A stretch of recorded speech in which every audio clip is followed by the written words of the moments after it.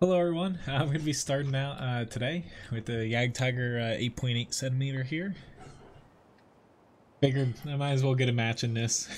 I haven't played it yet, on my account here, but I just picked it up since it's in the tech tree a few days ago when they put 9.22 out. Nice to see a lot of you guys are here already. Hopefully everyone had a pretty good weekend, but I was going to say today, but the past couple days here. Tonight though, like usual, gonna be doing plenty of tank requests, so feel free to request any tanks you'd like to see. No test server this time, since I did basically 2 streams on the test server.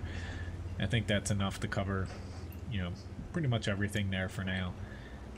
Still plan on making some videos, but for the new maps. I think I'm done with the comparisons for minimum and max graphics, but still have, some ones for like specific maps I need to make. Nice to see you guys. Tonight though, since it's Sunday, we'll be voting on which game I'm going to be playing Tuesday night. That'll be about halfway through the stream. I don't think I'm going to have a shot here. That I might, the comment.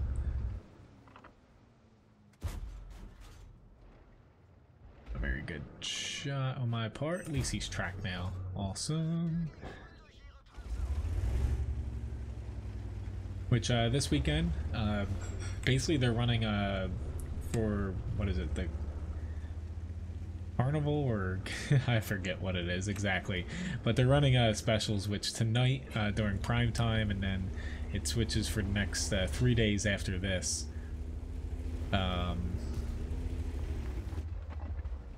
There's specials going on right now. It's 2x for experience, I believe, for every battle, as long as you're in the top 10. I would like to take out this IS first. There we go. Just to get him out, so I'd have a easier time dealing with this IS-6 here. Gonna track him or not. This doesn't have a huge shell caliber, so dealing module damage like tracking, sometimes you're gonna need multiple hits instead of just like that one hit that you normally can do in like a TD, heavy stuff like that.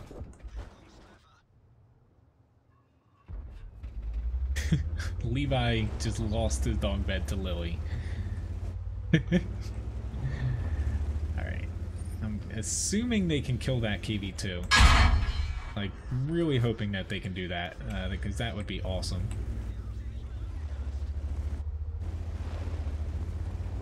I'm gonna do my best not to get tracked.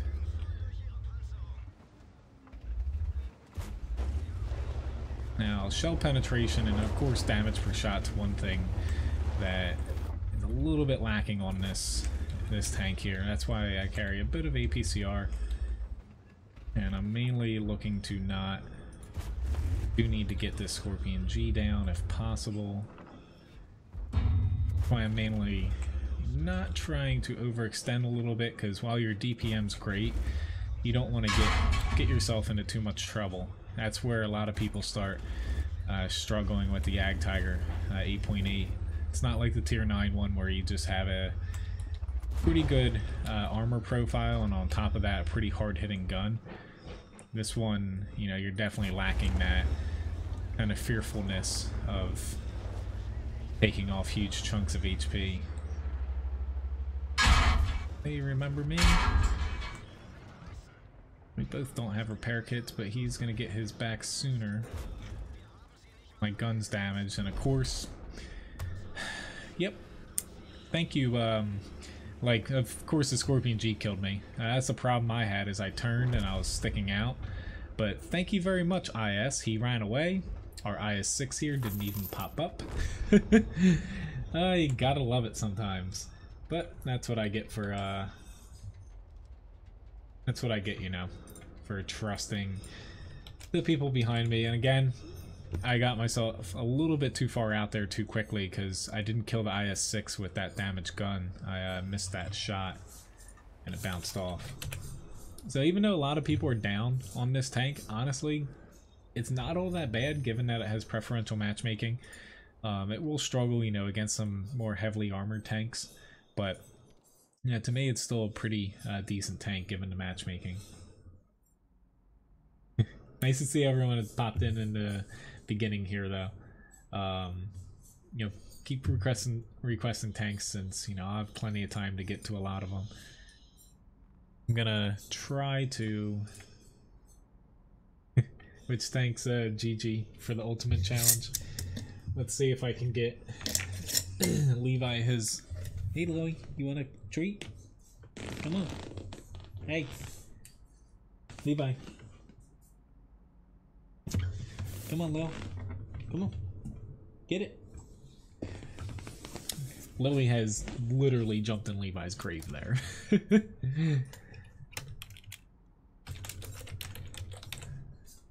so we got the ultimate challenge. I'll get to that shortly. Thanks for tipping the dogs, Victor.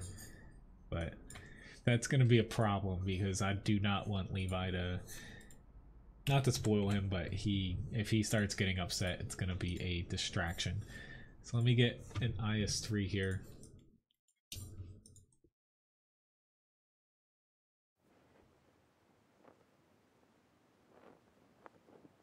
Which there's rumors that, you know, there is a new premium tank coming out. I think it's the 15th on the NA server. There's a few possibilities, like the Carnivar Action X, Samoa SM, could even be potentially, so it is added into the client now, I believe the Alpine Tiger, so that's just kind of a reskin of, I think it's the WZ-111 or the 112, one of them. But I don't think it'll be that one, honestly, because I feel like that's something they'll just sell across all the servers instead of just the NA server. Alright, so I'm top tier here. I might play this a little bit more aggressive than I normally would. We didn't get any spots early on, unfortunately. Little bud. Thank you, Andrew, for the challenge.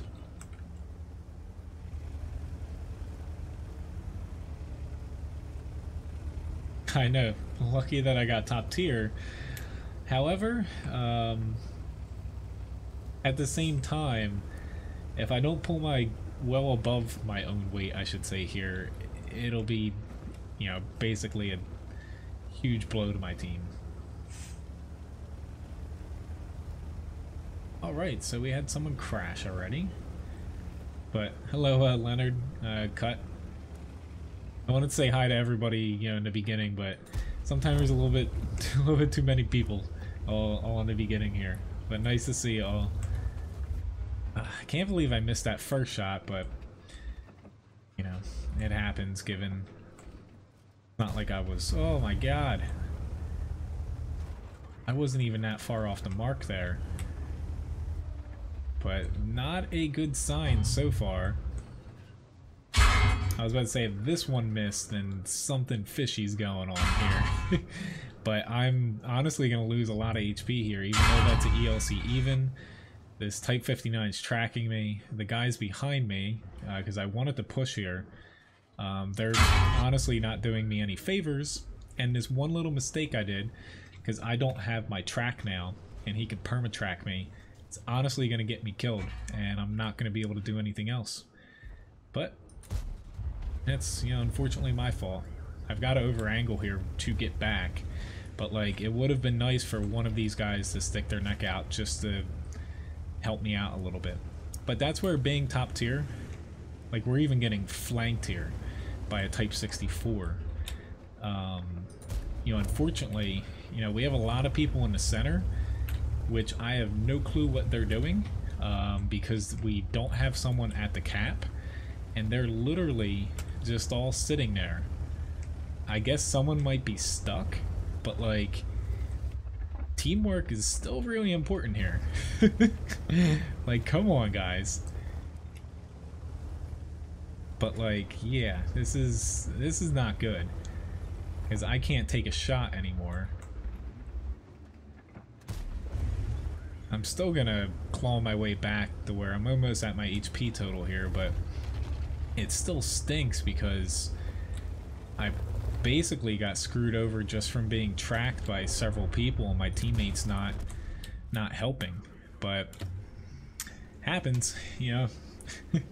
I shouldn't have pushed out as far as that, but I honestly didn't expect the enemy team to push that many people in front of me and to also miss my first 2 shots. But yeah, that's where, you know, being top tier, you know, saying IS3 and other tank doesn't necessarily mean you're just going to have a great match.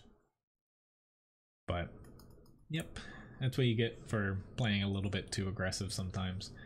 Alright, so I'm going to hop into one grind, and then I'll probably get to... I'll either do the Strv S1 or Ultimate Challenge after that. But let me get into a grind here. Strv Mio I'm going to jump into.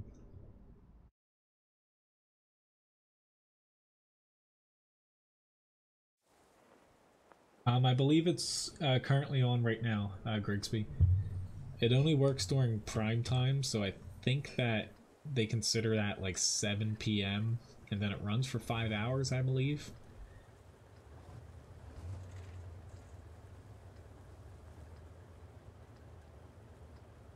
And basically the only requirement, I think, is just top 10 on your given team. I don't know if it applies to wins. I don't think it does. It's, you know, win or loss. As long as you're top 10, it's fine.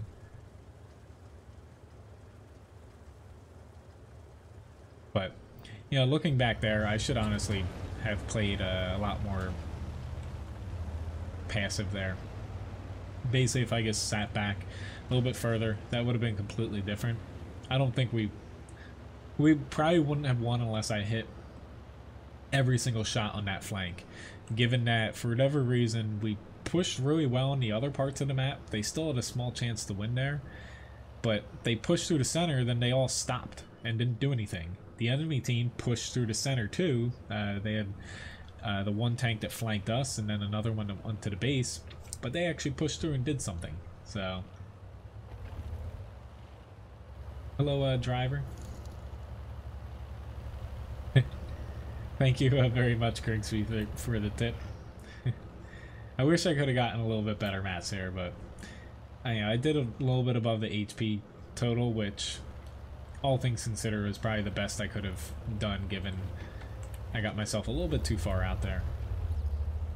But that's where, like my IS3 crew, if I'm not mistaken, it doesn't have like repairs on it and stuff, where the difference between having like repairs and not, I would have probably saved over 50% of my HP when I was stuck out there, had I had repairs.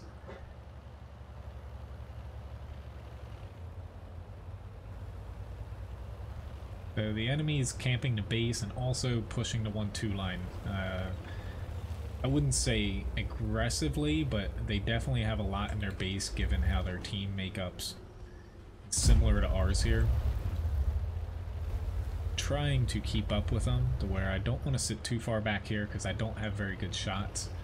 Like, I took a pot shot on him when I thought I had a chance, but that was a really small window to actually kill him.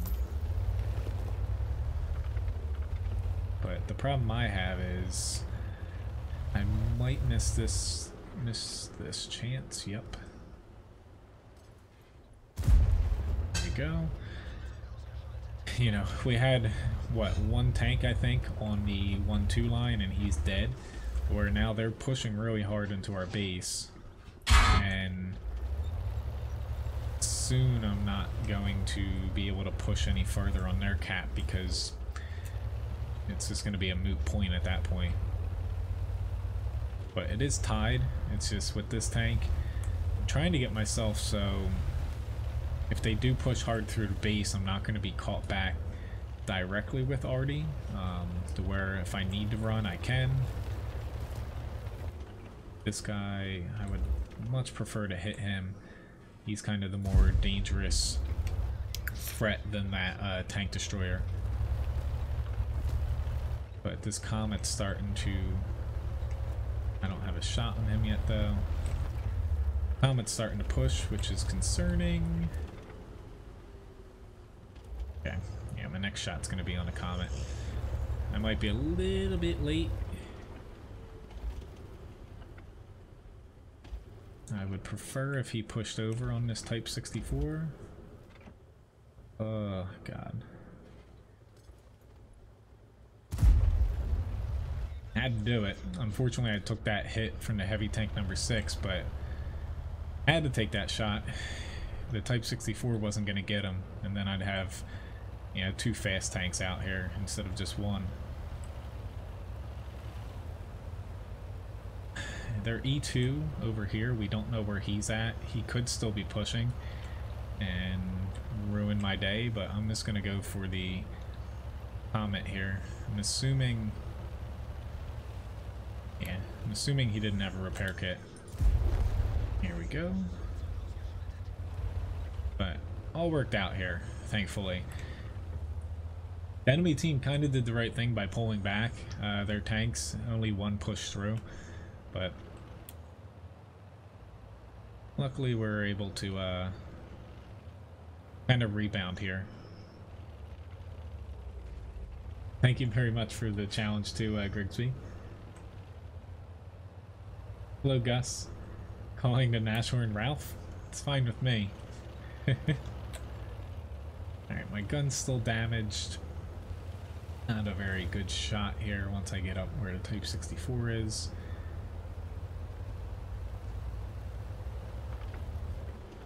Might as well just start aiming in. He's probably going to be dead now.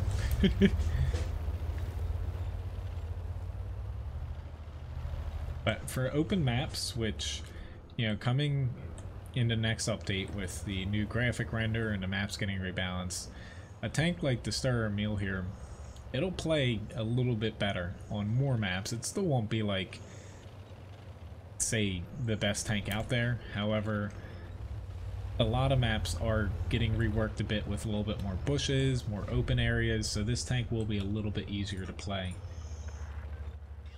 What tank would you like, Grigsby, for the challenge? I got yours, Andrew. WZ111 5A. Hello, MW. Nice to see you.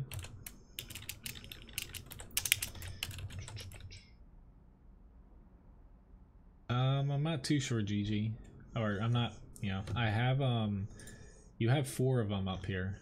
If I can pop the sponsor board up here in the bottom left. But a pretty decent battle. Top 3 damage here. Not too much else to see other than the damage. But so you've won 4 of them.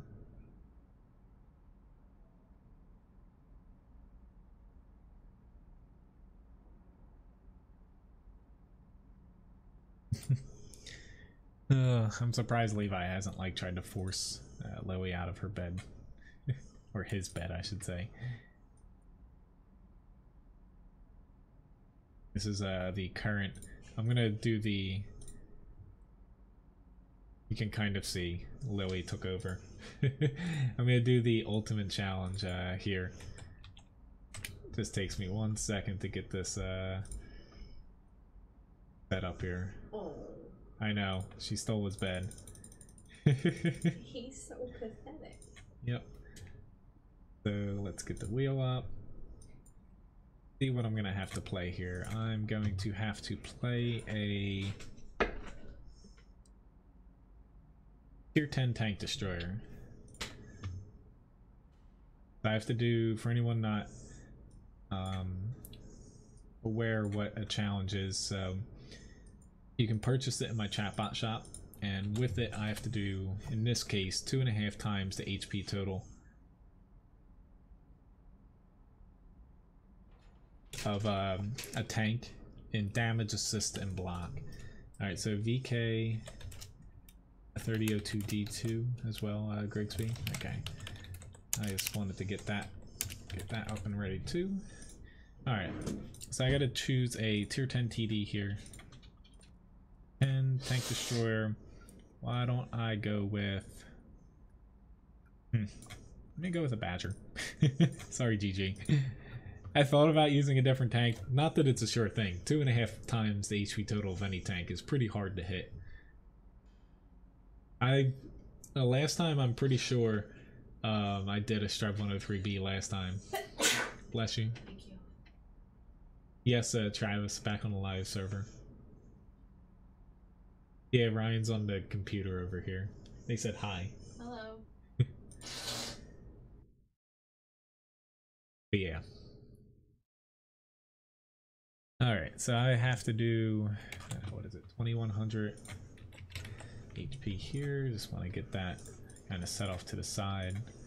So I'm going to have to do 5,250, which actually might be a little bit difficult given this map because I'm top tier, which is nice. However, just looking at it, you know, sometimes the HP kind of dries up when you're a tier 10 with not a lot of other 10s in the match.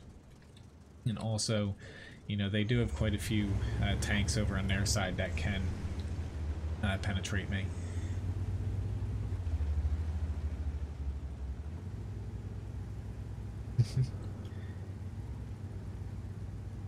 A few other people said hi, and Morgana. Just so you know. Oh, stop it. Eat that. Her mom always says that. I know, I forgot I'm still all HE as well. I thought I had turned it back, but this will make it very interesting. As far as the 1 vs 1 challenges, I don't think I'm going to be able to do that just because it's something to where it could definitely be confusing setting it up. But I don't think I'm going to add that into the shop. But challenge accepted with the full Hesh loadout here.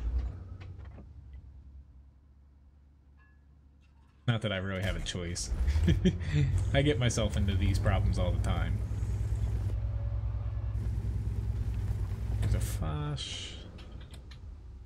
Need to hit him on the side armor. Sorry, T57, you got yourself a little bit too far out here.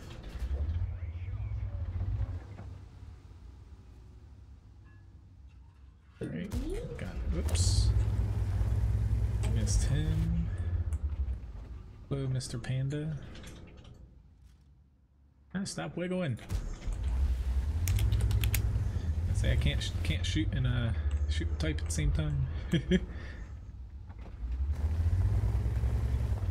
Crap. This is not what I wanted with that TD getting down here. Pinned him. I'm gonna take a chance and critical damage. I haven't had anyone shoot me, so even if I had standard rounds here, well, of course I had him shoot me.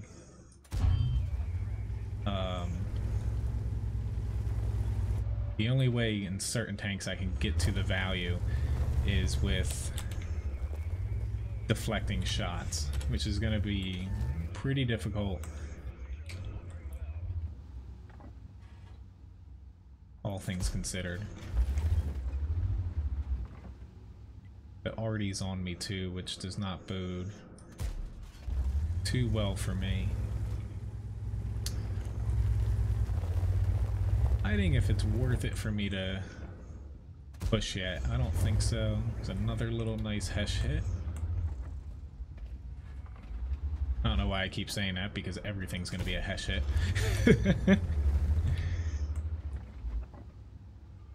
Just trying to pump as many rounds as I can down range here, given that all I have to do is, you know, touch a tank and I'm gonna get damage from it. But I'm keeping an eye. Our team's up to where I'm gonna have to start pushing, or else I'm gonna be kind of left behind.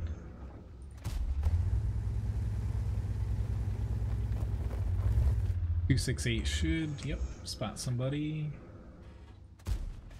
I just missed that little tank there. Does not bode well for him. And I'm just gonna stick here with that T-49 shooting me. He hasn't pinned me yet.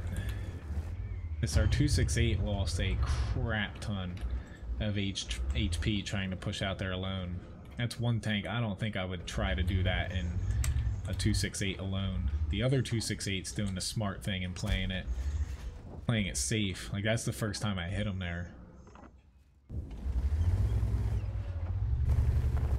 Or our 268 is currently a little bit, there we go, a little bit out on his own there. I'm gonna try to help him.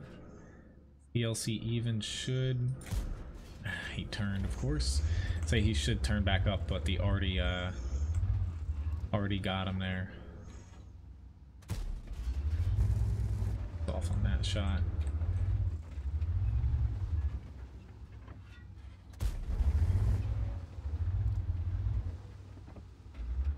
Alright. Which I'm gonna catch up on chat in a little bit, just because I need to hit as many of these shots as possible if we're gonna win this. It's just, unfortunately, we're losing the other side. I would like to have pushed, given that I'm in a tank with armor, but we're getting spotted, and while the 268 isn't the best tank out there, their 268 can chew through me pretty well.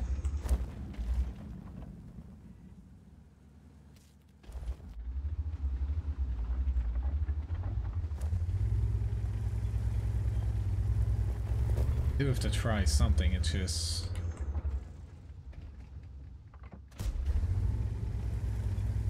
didn't really go as planned, being able to push this flank, given we didn't have enough people. We threw away our one tier 10 in the T-57 heavy, and then we threw away our second tier 10 in the Object 268. Hesh is standard, so it's not that expensive to throw out of a Badger.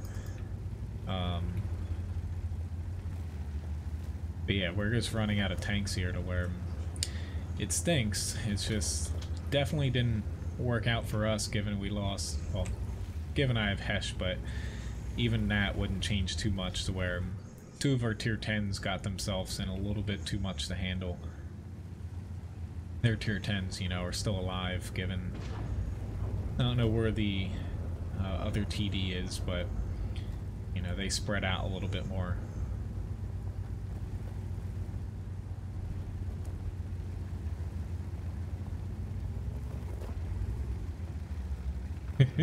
I've seen that before. Some things that, you know, people train their dogs to do, it is crazy.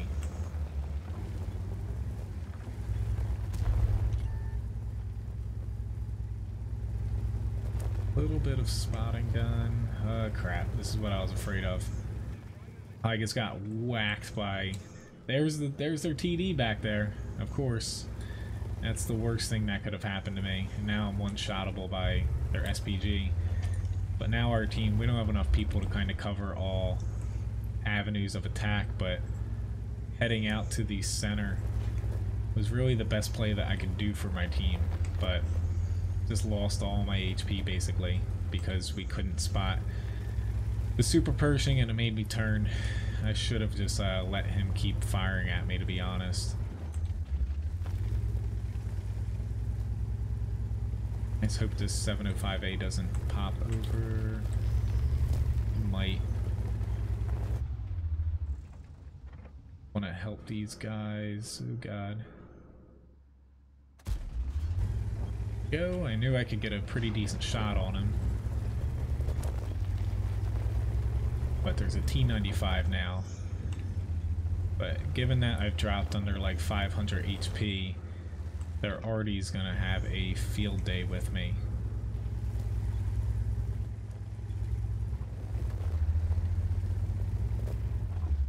Yeah, some British tanks have, you know, their standard HEs, because, you know, it's called Hesh.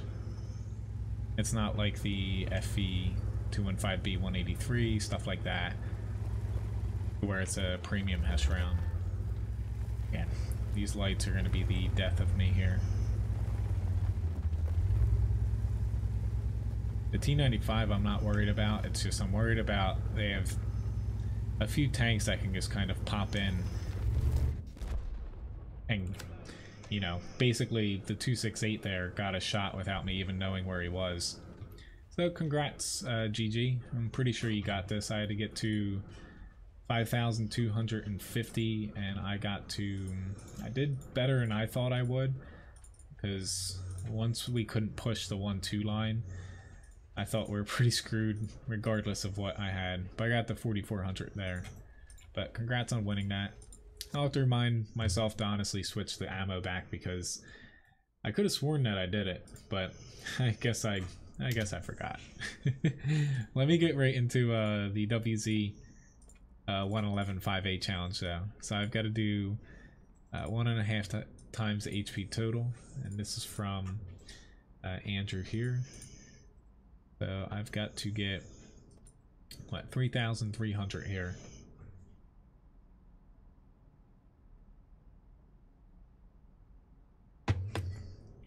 But it just stinks when, you know, kind of like going back to the IS3 match that I was in, where when you only have 3 top tier tanks, 2 of them there basically pushed out and killed themselves because the enemy had a lot of spotters on that side and had people kind of set up back there, the 2 tier 10 TDs.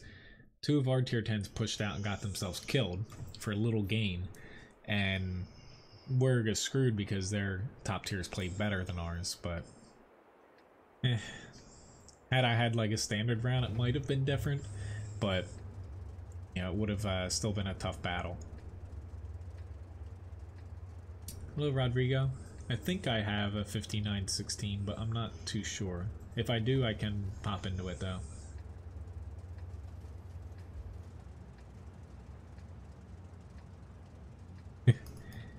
Levi would definitely not be very good at an agility challenge. He likes to run into things.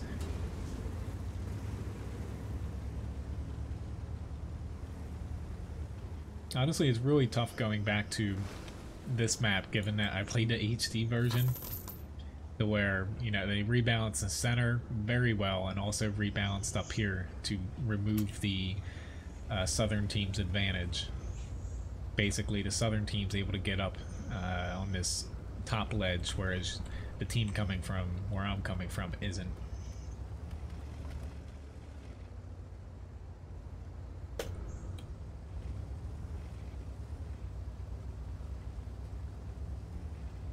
Thank you again for another challenge here. I see a trend today. PZ7, okay.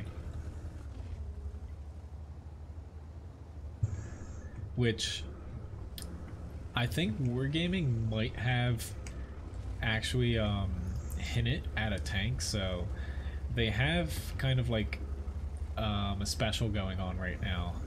I think it's tied to like Valentine's Day, but they call it like, you know, 770 700 or something, I don't know, or 700. It's weird, I forget what it's called, but it's kind of weird that they picked, you know, all 7s, you know, whether it's 700, 7,000, whatever.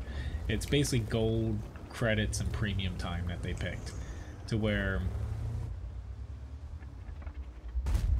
you know, the tank that has 3 7s in it, the Object 777, and that's, you know, currently a tank that may come out and be the new tier 10 following the T10 Heavy. I don't know, I might just be looking a little bit too much into it, but still curious and strange why they decided to settle on those specific numbers. Really need to get this guy out. Unfortunately, he did a good job dodging me there, and this M48 is helping him. The 3 guys that I have here, which I just got hit by a Girl 15 again. I don't know why they're so afraid to push. Like, guys, there's 1 tank and then 2 tanks. The other 3 back here can't hit you unless you go out of cover, which the E100, unfortunately, I just got whacked. I was about to say, the only only way they can hit you is if you go out of this cover, and I got myself out, and yeah. But congrats on winning the challenge, Andrew. I was just getting frustrated because I got up here, and then all 3 of these guys pulled back. But I got myself into that. But congrats on winning that, even though it wasn't even close at all. I hate when I lose them that way, you know, really fast. But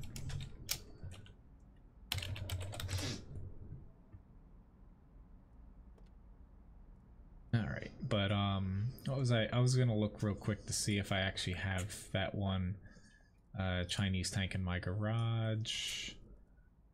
I don't have the 5916. Sorry, Rodrigo. So if you want to request a different tank, feel free.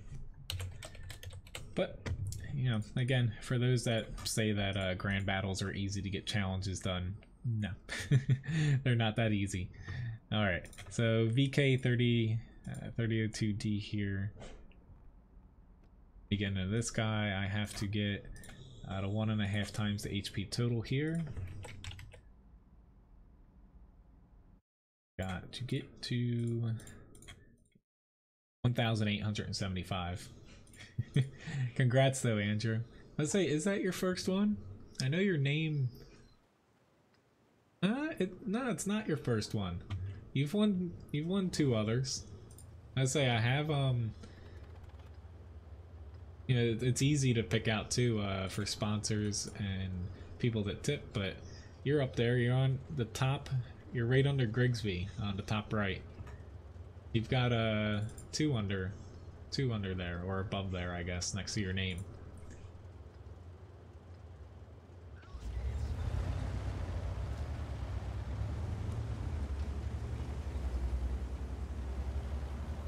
The special about the 777, it's a premium shop item for selling premium day, gold, and credits, like all combined. It's probably the most you've ever seen that map 3 times in a row.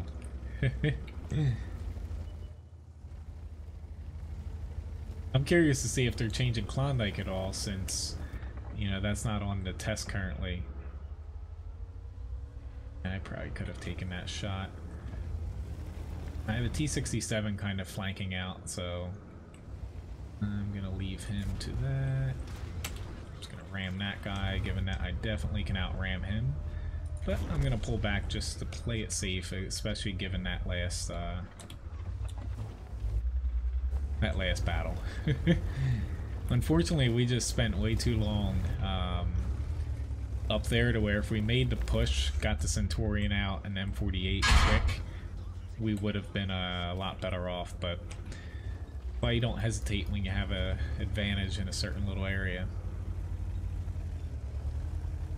Yeah, I'm getting pretty decent matchmaking, but again, like, I get some people get frustrated when, you know, they're bottom tier all the time and stuff like that, but you're not as helpless as you might think.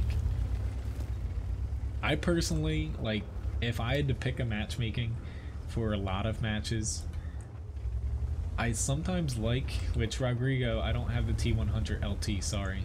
I have a tank request list. It's in my video description, or you type !tank request list and it'll pop the link up. But I don't have that, sorry. And it's not like the last stream where on the test server I have everything at my hands. Or fingertips, I should say. Daisy. But sometimes I don't like being top tier in certain tanks. Like, say, KV2. I'd honestly rather be bottom tier in that thing every single battle I'm in if I had to pick my own matchmaking. Because I feel like the KV2 is a tank. I know it's kind of, you know, a special tank. There's not too many like it, but certain tanks I think play better when you're not top tier and you're kind of expected to, not to say carry, but you're expected to like push a flank and kind of hold ground and stuff like that, where top tiers typically, even if like you're in a medium and stuff, sometimes you're expected to kind of hold and push a flank like early for your team. Oopsie daisy. I got myself a little bit too far out, but luckily he didn't fire. But thanks for the challenge here, Grigsby. Luckily for me, my accuracy actually worked out on this.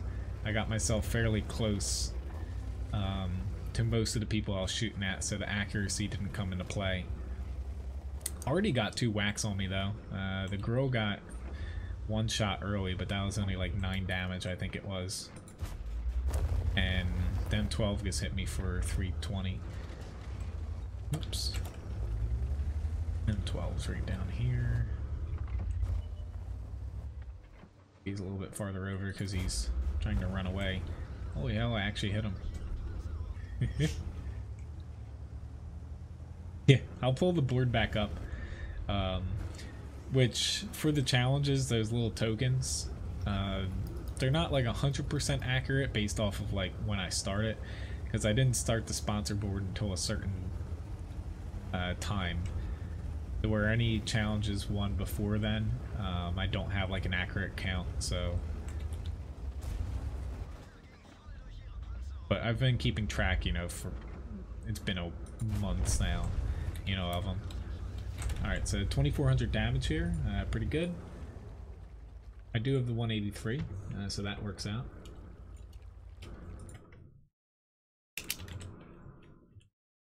I got a little lucky there, Bobo, thanks.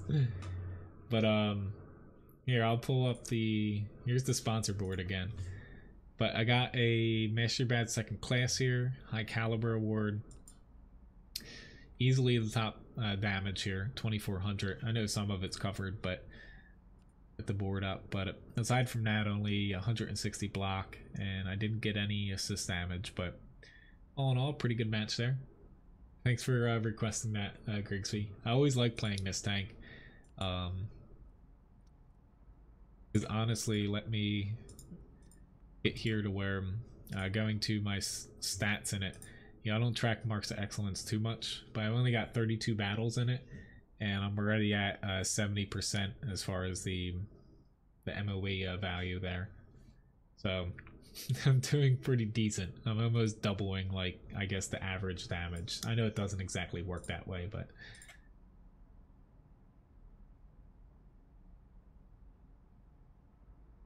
yeah, change the loadout on my Badger. Thanks for reminding me. Yeah, I keep forgetting about that. I honestly am gonna keep a little bit more Hesh though than I did before, only because there's a lot of armor kind of floating around the high tiers now. So it's actually gonna look like a strange setup here. I would even say I need a little. I'm gonna go at 20 there. Feels like a lot, but I kind of think that's necessary with until it dies down with people playing those new Russian tanks. So I'm gonna get right into a Mickey Mouse with a beard. I'll try to do that. I try to make them so they look decent, but yeah. So let me get right into the PZ7 challenge. So this is a deluxe challenge, so I had to double the HP, so I gotta get to 5,000 damage assistant block here. Well, Grigsby, you've got like pulling this back up here again. Like you're at the very top there. You've got 5 wins under your belt. So, but it's something to where, like, for anyone that doesn't know, which thank you very much again for the tip, Grigsby. Thanks for picking that tank, since you know, I do really like playing the VK3002D. It's one of the better tier 7 mediums. For anyone that doesn't know what this board keeps popping up for, so anyone that sponsors on YouTube, which if you don't see that, it's only on YouTube Gaming right now, it pops up, but it works across both, but there's only a like button underneath the stream if you're watching on gaming. So sponsors get custom emojis, their name up on the board.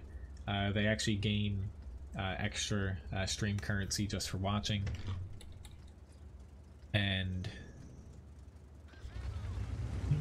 I do think when I have to kind of not restrict, but cut back my streaming days a little bit when I go back to work. So most likely it's going to be 3, there still might be 4 days here or there, but at the very minimum 3 days streaming. I think I'm going to do platooning one day, and I'm probably going to dial it back to make it a little bit easier on my end, so there's a little less confusion going on, to where it's going to be for sponsors only, and also for people, you know, like stream supporters and stuff, because not everyone who's a stream supporter has necessarily like tipped me money, but they've helped out in other ways too. But that's where there's other names up there to where even if you're not a sponsor, I put up names, you know, for donations and a couple other things as well. I'm just checking to make sure I actually pulled that down. This poor Udez. I just hope I don't get hit by the T92. I'm going to this spot where the PZ7, it doesn't work 100% here. If I have to push over the ledge, it's not very good. But I was looking at my team, and I'm a little bit perplexed. Our team is pushing out of the town in the south, which doesn't make too much sense to me, given that there's 2 already in the match. And on top of that, you know, they have some pretty big tanks down there, to where, you know, they're basically giving up the advantage of having the town kind of at our fingertips to defend. So I'm a little bit scared to where I set up here, even though I kind of wanted to set up closer to the town. But it's mainly just because, you know, I have people camping on this side, which is the norm, further back behind me, and then the other side they set up a little bit strangely, in my opinion. Unfortunately, Yag Panther 2, I can't get him without taking a pretty huge gamble, so I'm going to push out this way. I'm mainly seeing if I can honestly get him to chase me a little bit here, which it looks like he's getting a little bit antsy up there. But if I can get him to chase me, I will gladly pop back that way to try to kill him. I've got already on me now. But I've definitely gotten their attention, given that they cleaned up most of the tanks. Kind of surprised he pinned me. They cleaned up most of the tanks in the south. The Object 268 V4, of course, is still standing, given how ridiculous that tank's armor is. They need to help this guy, honestly. Like, if we push, it's only him there, but me trying to push over the ledge, it's not going to go well, because I'm the only one kind of keeping a little bit of a buffer here to prevent them from pushing this side. But him dropping back kind of screws me now, because this Yag Panther 2 can honestly pop over, but I'll give it another go here with him. Okay, I actually have a shot. Awesome. Of course I bounced. Kind of iffy if I was going to pen that, but I was hoping I wouldn't get a bad roll, but the Skoda T50 is coming up on my left now. He got a pretty big hit on him though. Bounced off of him again. I even swapped over to APCR round to make sure, but like, oh my god, that shouldn't have bounced on him, that second shell there. That was just some bad RNG, but hey, it happens.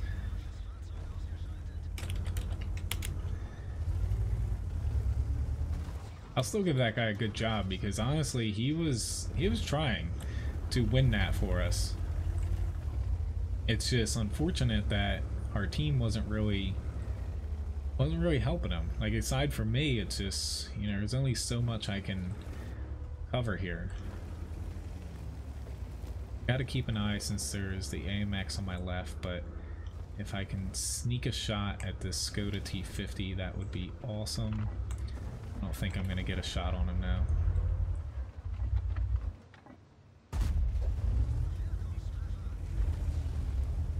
That was really close. Holy, I don't know what the hell. I'm guessing they're already shot me, but I didn't take damage, so I don't know if it looked like ours for a second though, but it probably wasn't. 1392. It's just we're down by 2. It is assault defense, so I don't technically have to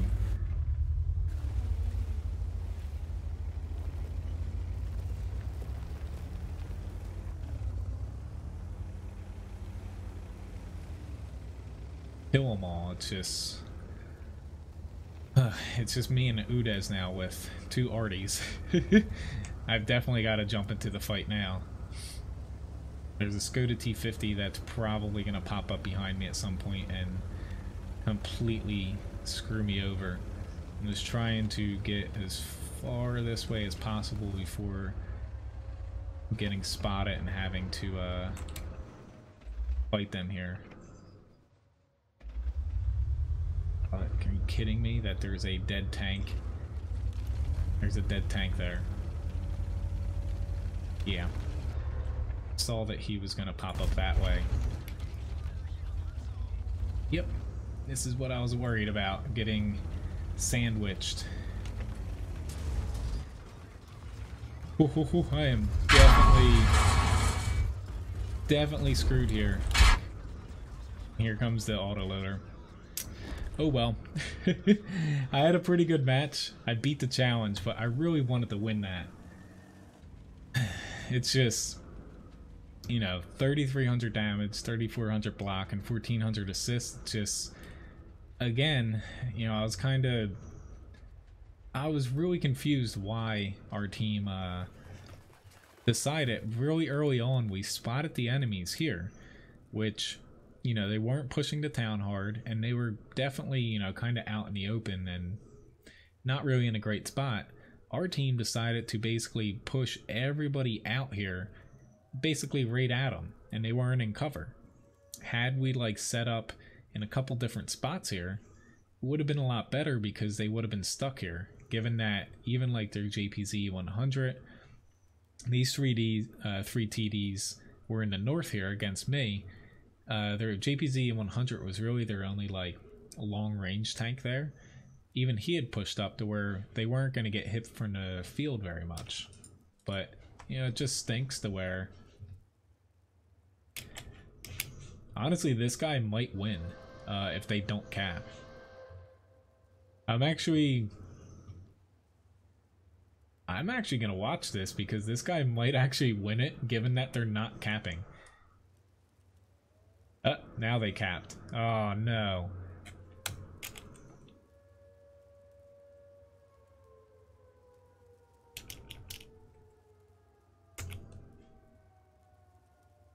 It's not too late.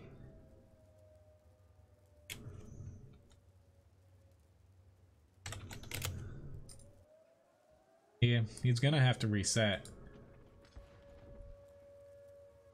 But, yeah, it's a nice try from him. I don't think he realizes, though, that the cap is definitely faster there.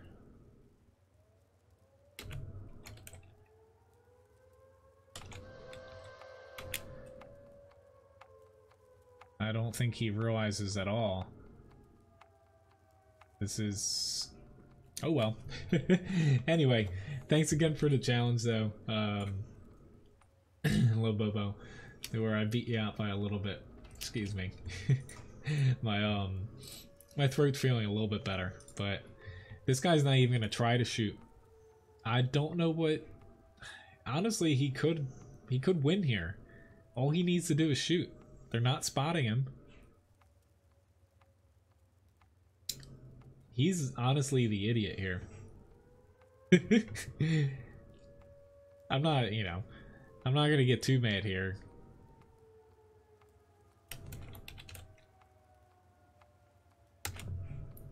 still gonna say he's the idiot because, yeah, they beat you out by about 6 seconds. He's not AFK, he can't count.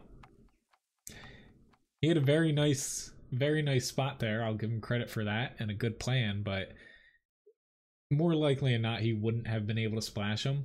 But he had 4 tries to, and he just never took it. Oh well.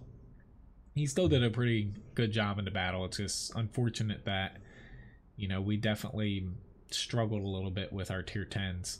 Or not tier 10s, it was just me and this 268, but our southern team just, we lost, it was about like 4 tanks, I think. A little bit too early to where, it's one thing where if you want to help your team out, even if you don't get a lot of damage, or say assist damage or block or something, one of the best things you can do, which, you know, I made a mistake, you know, earlier in the IS3 battle, WZ1115A, is basically dying early without accomplishing anything, because some battles you can die early and still do quite a bit of damage to the enemy team, to where if you die early and don't accomplish anything, that's one of the worst things you can do, to where staying alive, even if you're not getting a ton of damage, or, you know, you're just blocking stuff or assisting with damage, it's still much more useful than rushing out too fast.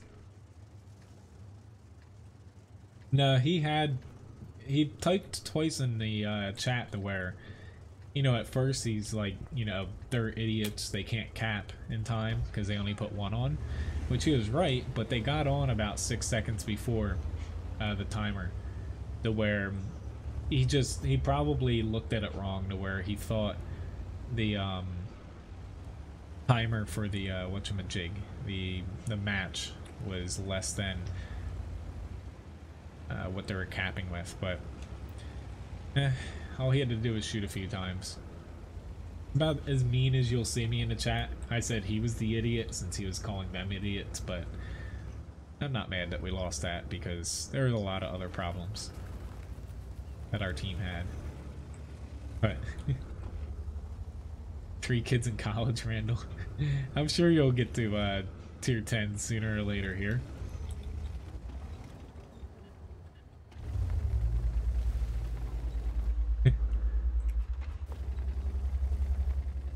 But as far as like the hello Per, nice to see you, Stigson. As far as like the platooning stuff, where I said when I have to cut back my stream due to work a little bit, being like sponsors only, or like stream supporters and stuff only, it's just an idea I'm playing around with. I'm trying to figure out how to keep it open to as many people as possible without it affecting the amount of time that I have for the stream. It's just sometimes, you know, I don't mind platooning with people. Like, I have fun platooning with you guys. It's just sometimes, you know, if it's basically someone I haven't platooned with before, it can be a little hard to know. Like, since I'm streaming, I like to pop out of the battles when we all die. I go off a tank request and stuff, to where, you know, it's hard to kind of relay that. But I'm looking at a way to keep it open to everyone. It's just, a lot of you guys remember to where some days, or like some weeks, I'm only able to stream like 3 times a week, like 2 hours a week, given that my work schedule, like in the middle of summer or like early fall and stuff, is just like brutal. Where I still want to get like as many battles in for you guys, and I get a little bit more out of soloing.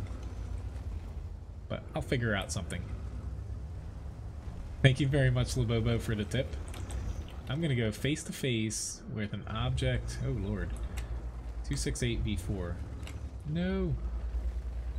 That's actually good. He tracked him, but I don't want to pop out on this side.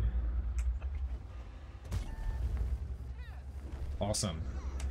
Thing's not invincible, but the problem with that tank that you can see there is that guy knows he has such ridiculous armor that his best move against the IS-7 there was just to bum rush him in a tank destroyer with no turret.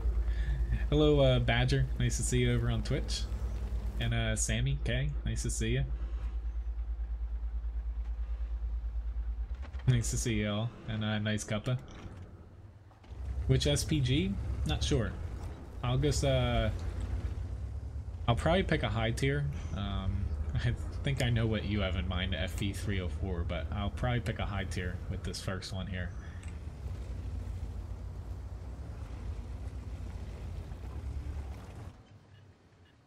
Come on, come on. Good match for my team here. It's just having to set up in this sometimes, which I started playing it a little aggressive with taking the first shot early there and then pushing here. Our team was doing well, so sometimes it's a little hard to get damage in this thing, having to set up and go into the siege mode.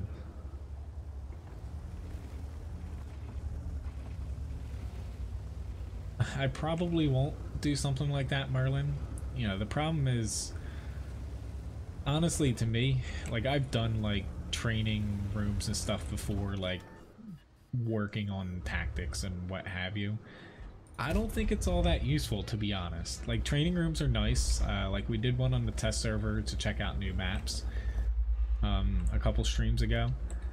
I don't think they're all that useful outside of like having fun with people, like doing races and stuff, and, you know, checking out maps to where you're gonna learn more, basically learning like weak spots of tanks, learning like the strengths and weaknesses of tanks, knowing like how much gun depression a tank has, and playing in battles and learning what works and doesn't work in certain circumstances where it, you know, it's kind of hard. And especially like from my standpoint, like, since I don't have a ton of time to stream in the grand scheme of things.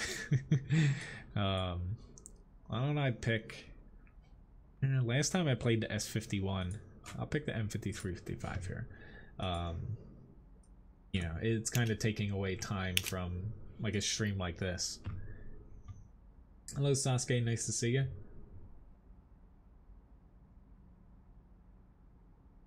Nice. I technically am grinding the Crusader SPG. I haven't had too much success in it so far. I find I like SPGs basically with a higher splash radius, you know, a little bit lower rate of fire, to where I find some SPGs that fire faster I don't do too well with, just because, you know, I don't play a lot of SPGs a lot of times, to where if I'm not set up in the right position, even if I know I'm supposed to be somewhere, I tend to stray off and get myself in trouble moving too far one way. You know, I'm not able to utilize like that higher rate of fire.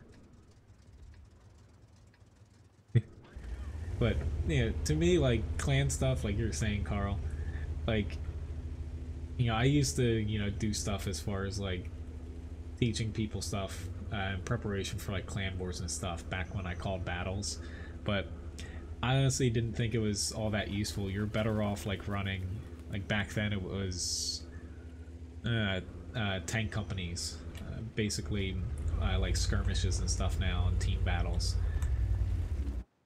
Like, I should have been aiming over here earlier. Like, you know, training rooms are nice, but I don't think they do all that much. I need to fire here. I reset myself. Don't want to do it again. I definitely messed up the first shot there. At least I killed him, but I want to get myself set to where I can shoot behind this windmill here.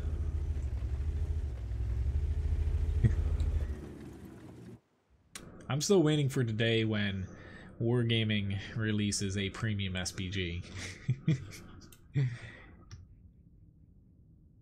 Watch it be like the Sturm Tiger or something.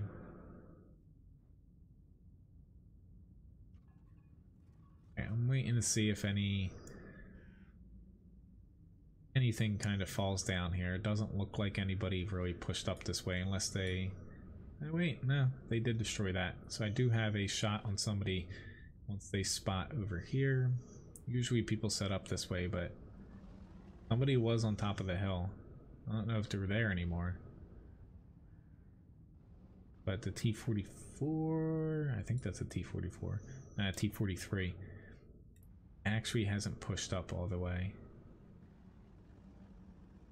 I think honestly it was a T71DA maybe. I feel bad. Yeah.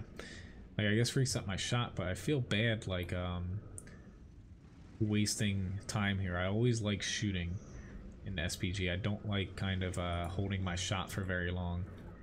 Whether it, you know, makes sense or not to keep aiming in somewhere, I find I do better. Because right now, like stunning that guy, I find I do better in SPGs, and especially for my team if I'm always dishing damage out and helping different areas. That FV4202 should be toast. I'm actually going to switch my aim to this area because they should be able to push into him, where my next shot's probably going to be... It's actually going to be there again. I didn't think they'd have another tank up there. But I'm going to wait for this IS-6 and Oni to hopefully overlap, unless the Oni's going to fall back. So I'll take a shot here. And of course it fell short. But it happens. Well, I mean like releasing a new premium SPG that, you know, stays in the shop and it's not just a one-time thing. Like imagine if Wargaming released like a tier 8 SPG that wasn't completely garbage. I could see so many people angry about it. Like I don't mind SPGs, like sometimes I hate playing against them, sometimes I don't mind playing against them, but you know, at this point they're here to stay in the game. Learn how to play with them or play around them. The only times when SPGs really screw me over is when I know they're there, but then I forget about it and I make a stupid move. But they are fairly easy to counter. Whether you're getting hit by them, you can still get hit by an SPG and honestly, in my opinion, negate it if you're getting hit by it and it's not stunning you in a opportune time, or it's, you know, not even getting that much damage. Gonna try. It fell short again. I'm positioning myself a little bit too close, but I'd like to not miss shots if I can. This IS is going to be a little bit of a difficulty, or a difficult shot if I have to make one. I don't think I can. But I was thinking I was going to shoot the tanks further back to where I'm still, you know, firing kind of at the E75. Kind of wishing he'd get back right near those trees because I'd have a better angle at him. Because right now, a lot of my aiming circle kind of screwed up. Yeah, at least I stunned him. They could make the KV-2 and even some other tanks SPGs, but I feel like, you know, some SPGs could technically just be like TDs and stuff and function like a KV-2.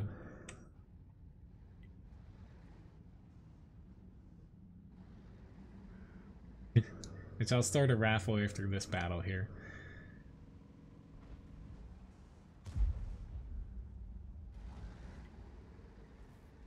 I over-aimed a little bit there.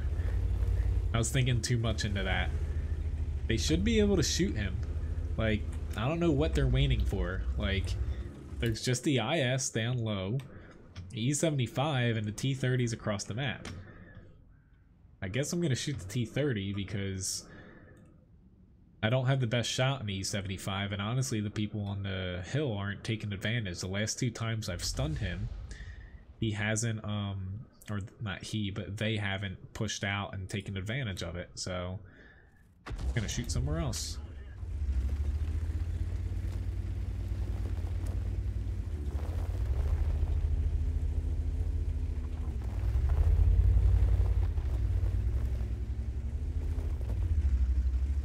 Tanya, I can. It is up there. It's the last request on my list currently, but I do have the FV183 up there. Right, they're gonna kill that E75.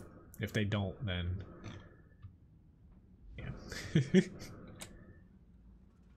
Gonna finish this T30 off. Hopefully. Right, they got him, Tiger 1. For a second I thought it was my M12, but he was teeing his target to where I took the shot since I didn't see him tee the target and kind of state his reload, so I didn't think anyone else was going to get him, but oh well. Not a terrible battle here though, 1300 damage, 1300 assists.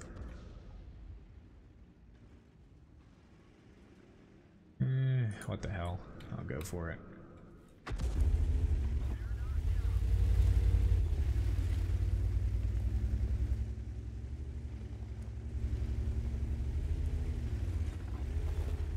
Draw distance in vanilla?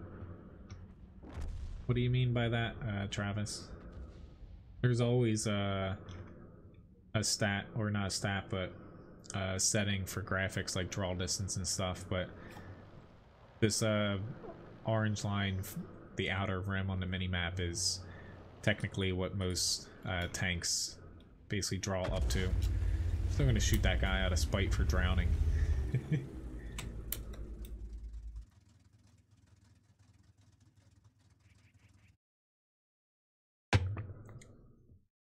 I didn't even realize that Lily, yeah, she's on the floor back here.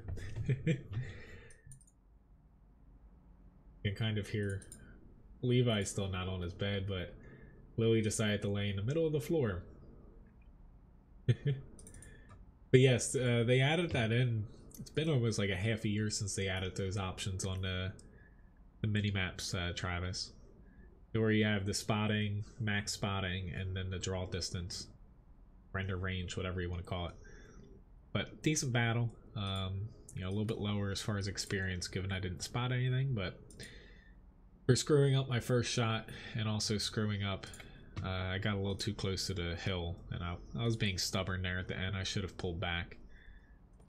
Why don't I'm gonna get into a grind here. I am gonna remember to start raffle too. I'm gonna get into a grind, and then I'll get to my next tank, the T-34. Get into the AMX 5100. Let's get a giveaway started here. Which, if I remember at the end of the stream, I might put it on. I still need to get my headset set up in it, but I did get that one. So it's a British tanker helmet. It's from... It's definitely authentic. It still needs to be cleaned a little bit too. It's a little musty. It's from the Falklands War. So basically I took out, it didn't work, the headset that was in there, that, you know, basically built into the helmet. I took that out finally, and I can wear it now. A little bit small for my head, but you know, basically it'll fit on my head. It might be a little bit like cocked back, but I need to get my headset kind of wired up in it. A smaller one than I currently have on. Plus I'm not putting... granted, these are old now, but I'm not putting like a $150 headset into a helmet. But you should see that in the stream shop soon. I might actually paint on it and put up, like, as a vote what you guys want to have it seen on the helmet. I might paint on like Arty Magnet or something onto like the front of the helmet. Am I gonna do rank battles, Badger? I might do a little bit of them. Like, my problem is, like, I don't have a ton of time to play while the rank battles are open, to where, you know, I might pop on a couple times and see how it goes, but I'm not gonna devote a ton of time to them. Like, I don't feel like the rank battle mode is that much different than random battles. To me, it just feels like random battles with people throwing more gold at you. Which to me doesn't equate to fun. Trying to help take this little bugger out faster. I didn't want to waste any shots if I didn't have to, but right now I'm going to keep flanking with these guys only because they haven't pushed the other side. If they pushed harder, because I should be able to get into... I should be able to get down the railroad tracks here and get shots. And I was trying to ping that. I'm gonna pop out at this second one because I'll be able to get that defender. Oh, they got him, which is very nice.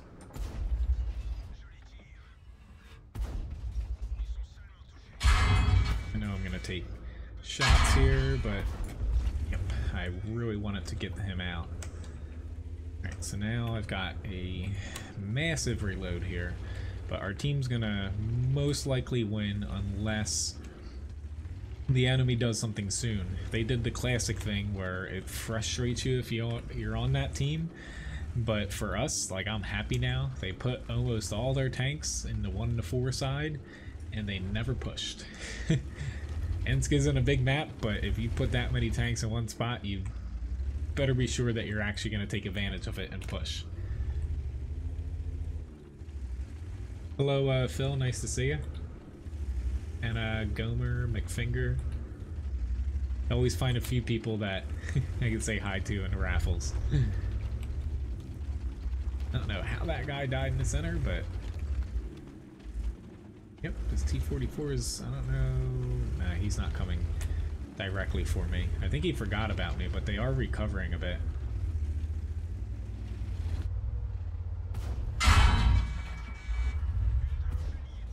Fortunately for you, I reloaded just in time, but they're starting to rebound to where I've actually got to run away here. This T-10, he's actually got me, honestly. The T-10 is, I think since we're up by 4, where is he aiming, actually? I'm gonna wait to see if he actually changes his aim, because I can't get a shot in the ISM. But I guess I can't risk us dying for nothing. Where I feel like this is the problem of this tank, is I only have 2 shots and I'm one-shottable, to where I feel like I'm just gonna, yep, this T-10's gonna push out here.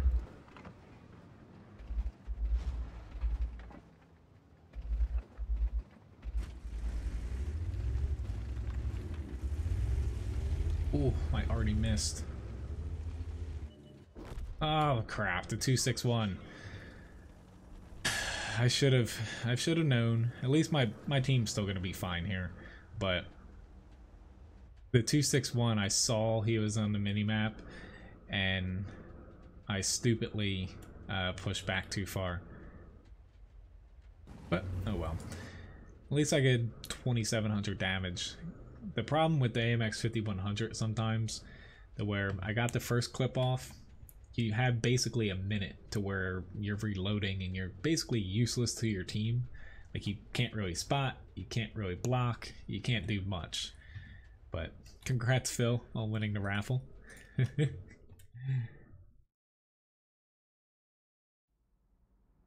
I'm gonna do, let me get into the T-34 here, and then after this I'll pull up the poll for Tuesday night's game.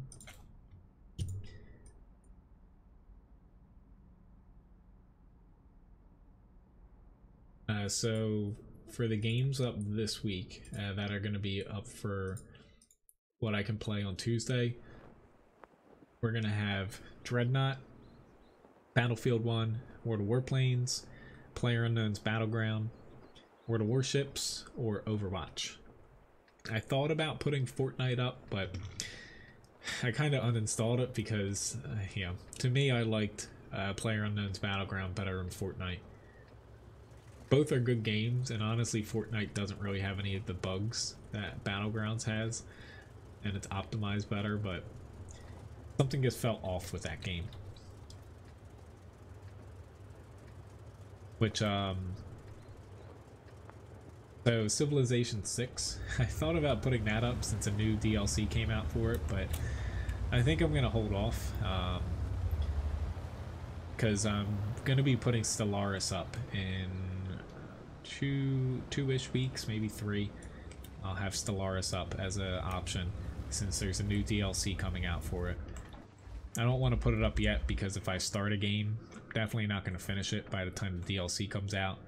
and basically all my save file, or not all, but the save file for that game will be broken, given how DLC works for Stellaris.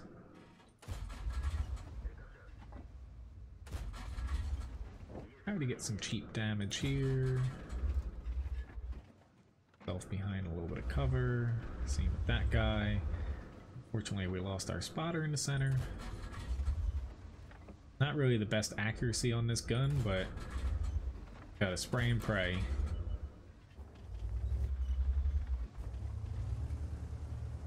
But I'll add that up as an option. I know a few of you guys wanted to see me play games like that. There is a T-67. I'm taking a fairly large risk pushing out here, but we have, in my opinion, enough people in the town. I almost thought there was a tank here, given this. Buying and selling accounts, Badger. So my opinion is basically the same as Wargaming's, to where honestly it is against the terms of service, to where if Wargaming finds out that you've bought an account, because they do see the differences between IPs and like email addresses and stuff, basically you're gonna get banned. They don't really actively enforce it. Personally, I would never consider buying or selling an account ever in any game, mainly because the likelihood of you just getting scammed and losing a ton of money or losing your account is, I would say, over 50%, given that it's random people on the internet that you're dealing with. So I would never recommend anyone actually doing it for World of Tanks or any game. I know people do stuff like that, and also there's services to where people are like, oh, I'll play your account and get you this much win rate 8. I think it's dumb. There's no other word to kind of describe it except for dumb.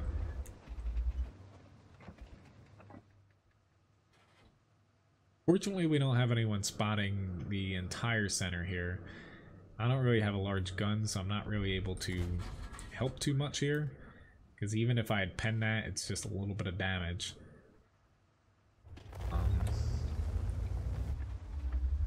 Let's say I feel like T-71 was gonna push. I only have better shots if I push up further here, but no, I'm not gonna be able to. We're gonna lose this, but it's still, it doesn't make sense for me to just bum rush across there, across to the other side here, even though this T-67 looks very, very tempting.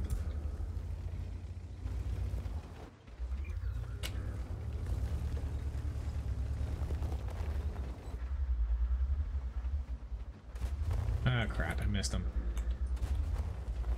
Thanks. Thank you for ramming me. Killing them will still bring me joy, though, even if I lose. Didn't take a shot here.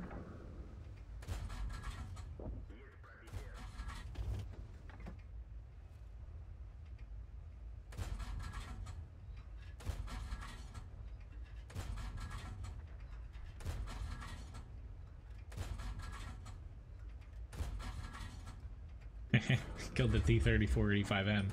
I knew if I threw enough shots that way, I'd get something. How many tanks do I have left? I got 11 to go through. Make that 10.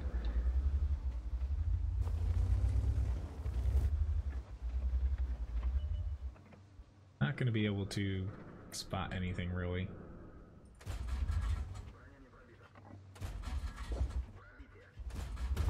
A fire right about now.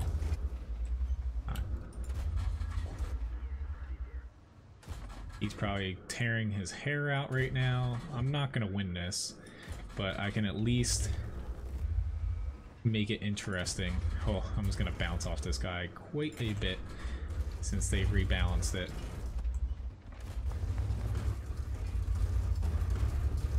No! Let me flank you.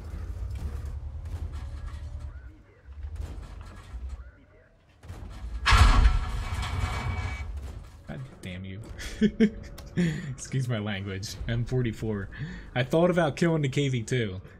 I made it closer than it was, though. Oh well. That was still fun, at least. If it wasn't for the arty, honestly, I could have killed the SU, and then I would have probably got the KV2 if he hadn't have hit me, but too many what ifs. I got an Ace Tanker award, though, and also I got a Oskins medal. Just my 6th one of those, too. But a pretty nice fight. Thanks for requesting that, Tank. That was a fun battle. Even though we got blown out, but yeah. 5 kills, most amount of damage on my team. Some of it, you know, being kind of a blind fire, too. But even if I had killed, say, the SU and the KV2, I still had 1, 2, 3 standard tanks and then 3 arty to go through. But that was a fun battle there. Thanks for requesting that one. The T-34, you know, you have some fun battles if that gun actually works, since I use the higher rate of fire one. Great. Adding that to the chatbot shop here. Honestly, I need to really I keep setting myself behind with all these little stream clips. I need to release them before the next patch comes out, because no one's gonna want to watch them with the new graphics. Or not no one, but you guys know what I mean. I definitely need to get them done.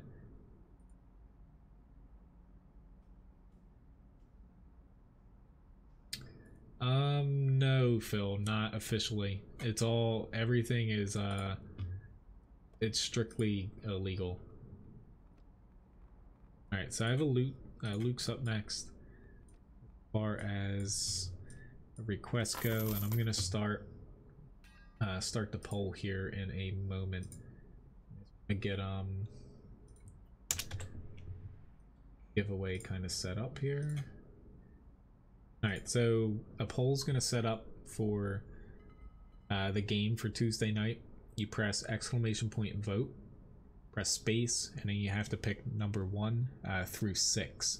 So you're gonna see the overlay pop up in the top right corner. The top one is 1, second is 2, all the way down to the bottom, which will be 6, basically for each game. You have a number assigned to it. But that'll be up for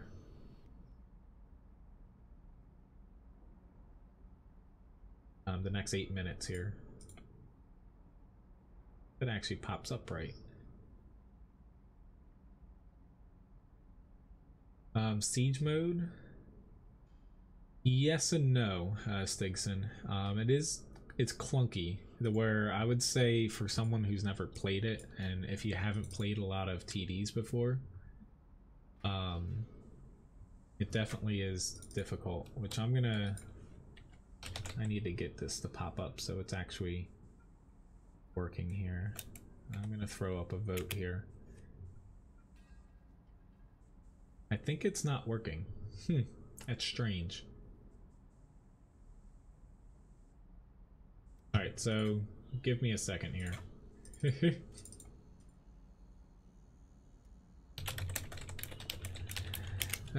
This is I need to restart a fussbot for a second. Excuse me, guys. I had to test the poll out earlier to make sure it actually worked, but it never started here because I canceled it earlier. Let me just get a few things set back up. Giveaway. I was wondering why it wasn't popping up. You guys probably all thought I was crazy talking to myself and nothing's popping up on the screen. Anyway, let me get this going now. Alright, so here's the poll. Let's start that. Get my next tank request up there. There we go. So you have number 1 through 6. 1's Dreadnought, 2 is Battlefield 1, 3 is World of Warplanes, 4 is PlayerUnknown's Battleground, 5 is World of Warships, and 6 is Overwatch. So this will be for Tuesday night's game that I play. Conqueror requests, I can do that. Bless you to Ryan. I guess heard her sneeze in the background. All right, I'm back. I'm back on track here.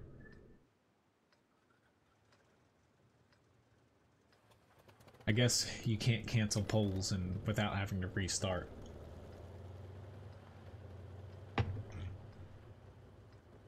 Which honestly, I did a lot of those challenges in the beginning of the stream. Where I was kind of warmed up to where, it's gonna sound weird, but I discovered coffee creamer today. And honestly, it's delicious. It sounds dumb, especially because most coffee creamer, it's just sugary dairy, or in this case, I just bought probably the least healthy one at my hands, or at my fingertips. I keep saying that tonight. I always get stuck on like a certain catchphrase of the night. But yeah, it's different than my usual faux coffee, I should say. See a nice cuppa, have a nice lunch.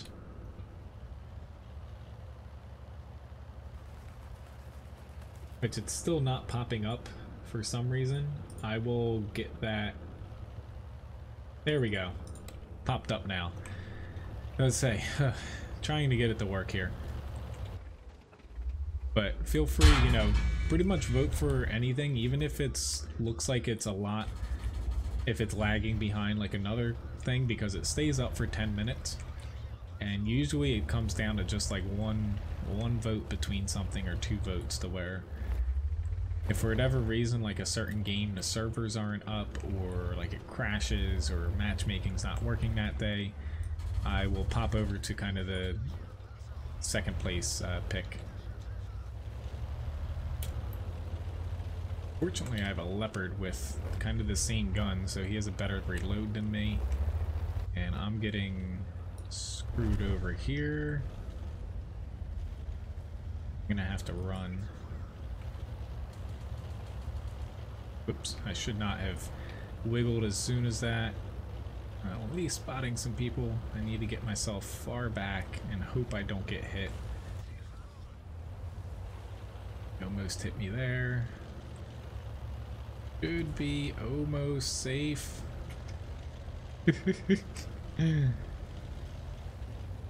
They shouldn't spot me in 1 more second. Yeah, I'm good now. Sorry, T80.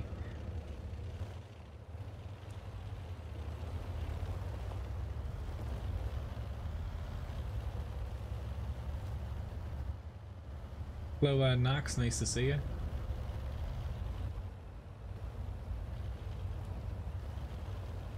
Hello, Nand Kumar. Nice to see you too.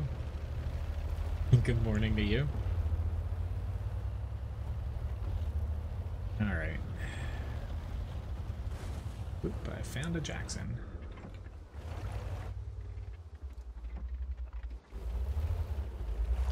Problem is, some things can hit me from the back here.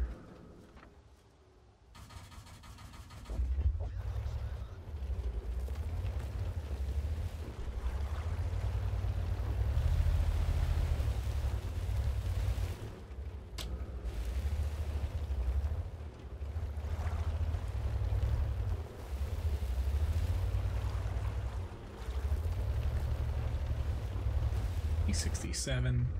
I can't fire that long. Out of that long range. Okay, he is getting closer to me though, and I'm behind a bush. If he stays behind that bush, he gets spotted. I will try to fire. He's getting further away now. Crap. I'll try. No, my shells don't reach that far. I don't think so. Or maybe I did hit him, or didn't pen, I don't know. Because I heard my crew member saying something.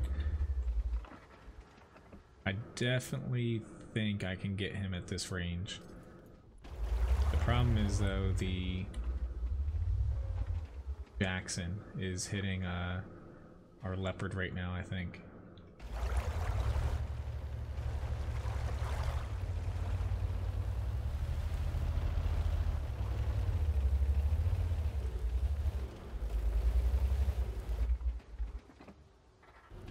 Stinks because we're down by quite a few tanks. I've gotta stop the bleeding somehow. I can't clip either the Cromwell or the Matilda over there. Oh crap.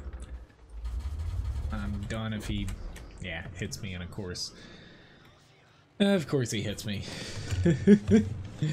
Oh well, I chose the wrong side there. I thought he was gonna pop down this way since it was technically safer for him, but he chose the more straightforward option, so. Oh well, still a decent battle. It's just I could have played that a little bit better. Alright.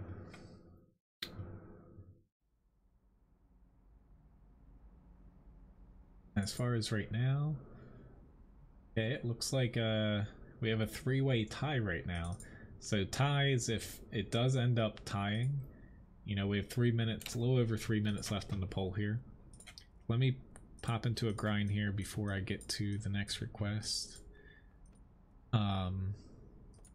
If we have a three-way tie, I'll put the vote back up with those 3 games. Only because Fussbot, it doesn't do ties. But right now it's between Dreadnought, World of Warplanes, and PlayerUnknown's Battleground.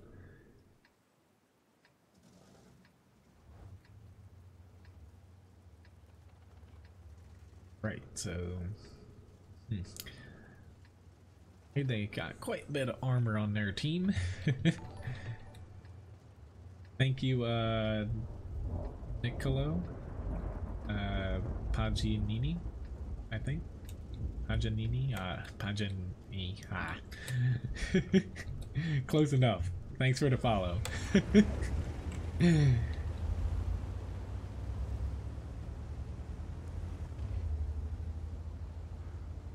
Trying to bribe people.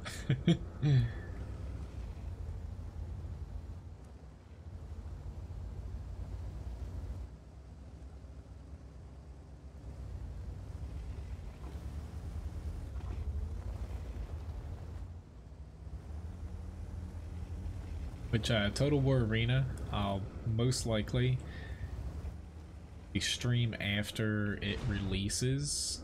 So that's technically an open beta, they're calling it. I don't know why I pushed this far either. Probably because I'm thinking about Total War Arena. Crap, this is not going to be good for me. He pinned me again. I thought I was behind cover. I shouldn't have pushed this far though, because my team is not going to help me in the least bit. I hope they don't pop out behind that building, but the 705A probably will. This is what I get for honestly choosing the TVP VTU, but also pushing this far. Guys 3 is going to kill me. Lorraine, spare me, guys. Take pity on me. I don't know how I'm not dead yet.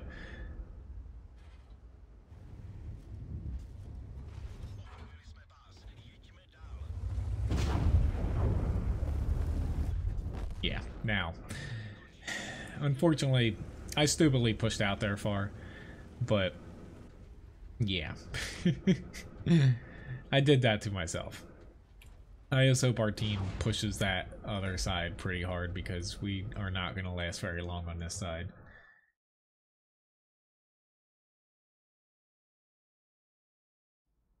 But if there is a tie though, you know, I'll put it back up for... I'll put it up between the tied votes here. So I have another pick here. I'm going to pick a... Let me pick a tank I haven't played yet in a while, but right now it's tied between Dreadnought and World of Warplanes, and Dreadnought just honestly pulled into the lead. So with dug there at the last second. Vote for Dreadnought. So we're going to be playing Dreadnought on Tuesday. Riveting finish there. Well timed. Let's see. What do I want to pop into here? Why don't I pick... Yeah, I'll play... Why don't I just play the Object 257? Since that's kind of a tank that you see a lot of right now. Can't be bought.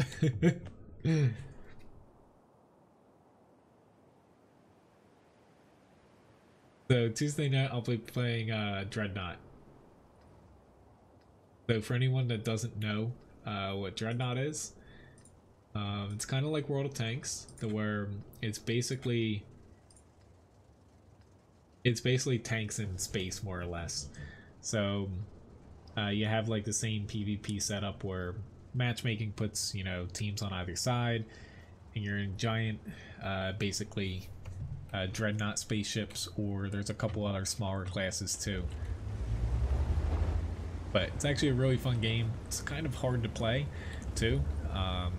I equate it to, if you take not the speed of World of Tanks, because, you know, it's not the fastest paced game, but if you take World of Warships and you add having to always kind of be on your toes like World of Tanks, like World of Warships, you know, sometimes you're firing and it's like, you know, a dozen or so seconds more in between each volley, where there's more micromanaging in Dreadnought, to where it's kind of like a blend between World of Warships and tanks. But it's honestly a really pretty game and fun game to play, and it's on PC and PS4 right now. Technically, you know, it's still in an open beta. They haven't like fully launched it yet,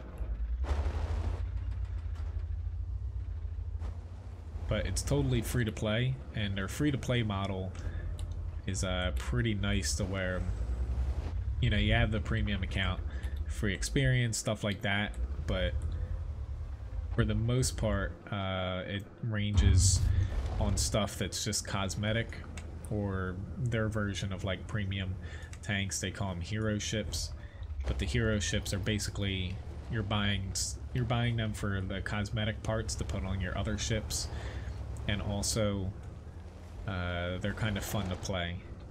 They give you like different setups that you don't find on other ships, but they're not broken and unbalanced. I don't know why I pushed out here, if I can be honest. This T-95's like, come on, you know you want to push through there. Trying to get myself a shot here, but I don't have the gun depression. I'm a little bit angry at myself for getting my hopes up.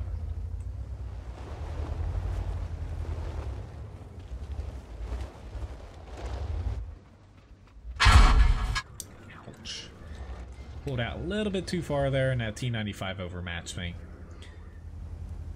That's a bummer. But unfortunately for me here, oops, I can't get him. I got ammo racked, so we really need our team to start tightening up here, because this is their giant ball of tanks down here, and right now, if we lose the 4 of us that are kind of out in the front here, we are not gonna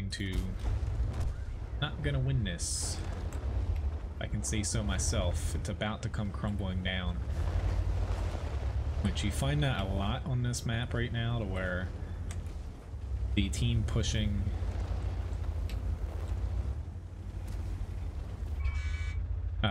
from my side, basically, if you don't win this area, you typically end up losing the battle, because you have more people that kind of are stuck in this area, where unfortunately, you know, we just didn't win. I like pushing this side harder from the south. I probably should have went up there, but usually you're better off on the southern team to kind of set up in this area, and also set up some people here to let the enemy push out, and then you kind of just keep hitting them, and they're not able to push past the 8 line. But oh well. But it was more of a problem to where the HD version of Arctic Regions, so they're renaming it the Mannerheim line.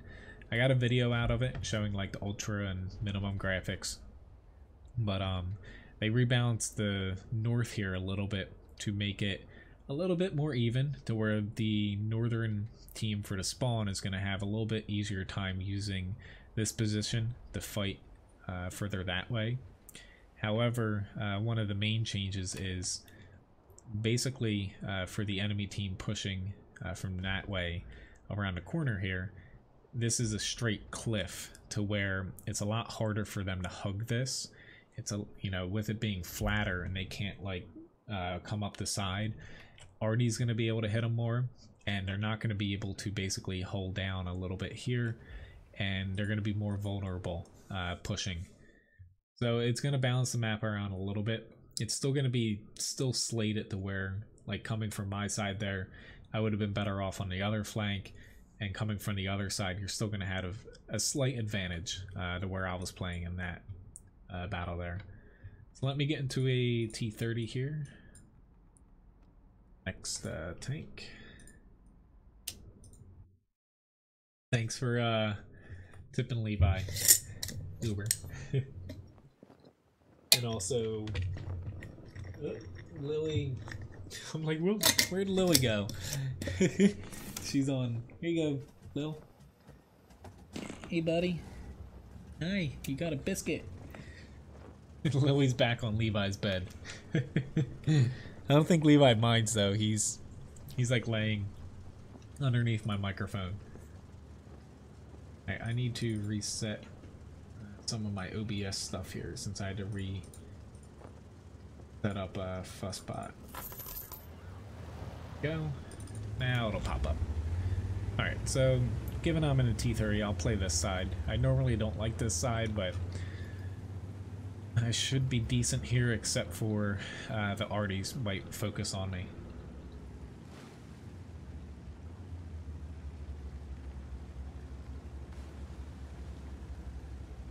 Is it better for a new player? What do you mean, Nox? What is better?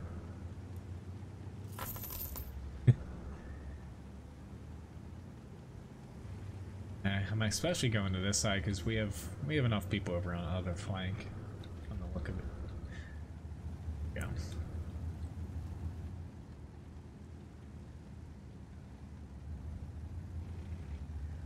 I would recommend, like, if you're starting out, you should not go over 3 tank lines at a time. Preferably just focus on 2.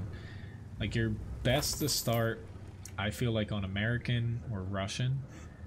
Specifically Russian heavy tanks or mediums, American heavy tank mediums, or the TD lines. I would recommend the E4 for a newer player. And then, you know, if you pick, I would go with 2.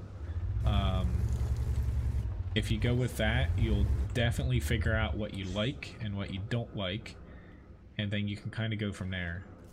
Let's say, not even that I'm going to hit them in the T30, but I still had a small chance there. Thanks, Nicolo. I'm glad you like my my site and my videos. I'm hopefully going to be pumping out some map strategies here soon, the next week or so. Thanks, John, for the tip. Thank you very much. I'm currently actually how to say, the likelihood of me penning this is low, but I don't want to pop out right now, given a lot of things are going to hit me to where it's not worth trading. I can actually hit him. He can hit me too, though. It is worth doing this if I can save that guy. Are you kidding me? I can't get a little lucky there. See, this is where the T30 frustrates me sometimes, to where the accuracy just trolls you so hard, to where now I can't, you know, I can't pop out enough to warrant. No, he can actually hit my hull. I feel bad for the T57 heavy, but it stinks. You know, Artie's on me now, and that T10 shot, I really wish I had hit that. You know, I'm at 0 damage here, to where Sorry, dude. I wanted to help you, but...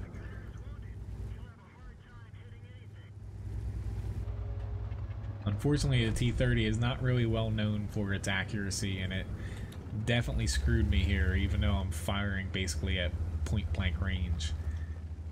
Like, the two shots I had on the 263 I don't care about, but I get a little bit annoyed if... which I just ended it there, because I usually don't get annoyed at playing matches, but missing that shot on the T10 frustrated me. But I have 1,500 assists. Sorry for whoever requested the T30. That wasn't my fight there. So let me start another raffle here. But that's where I get frustrated playing that, to where you know, the accuracy, it doesn't need to be that bad in my opinion for the T30 to where it is right now. Let me hop. I have another grind here, the RU-251.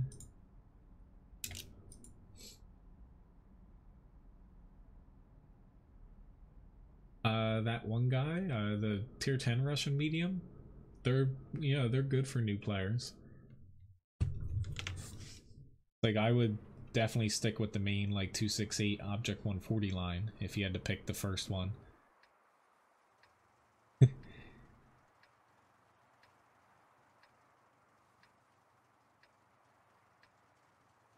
Like the T30, it's not bad, it's just like, I personally preferred it when it used to be a heavy. Granted, that was like eons ago, but I just, particularly tanks that I like to play, their guns don't have to have like the best accuracy, but you know, their guns have to at least be reliable, which kind of referring to like soft stats as far as the accuracy bloom, like when you're moving your turret, or you know, just moving around a little bit, like on the move accuracy.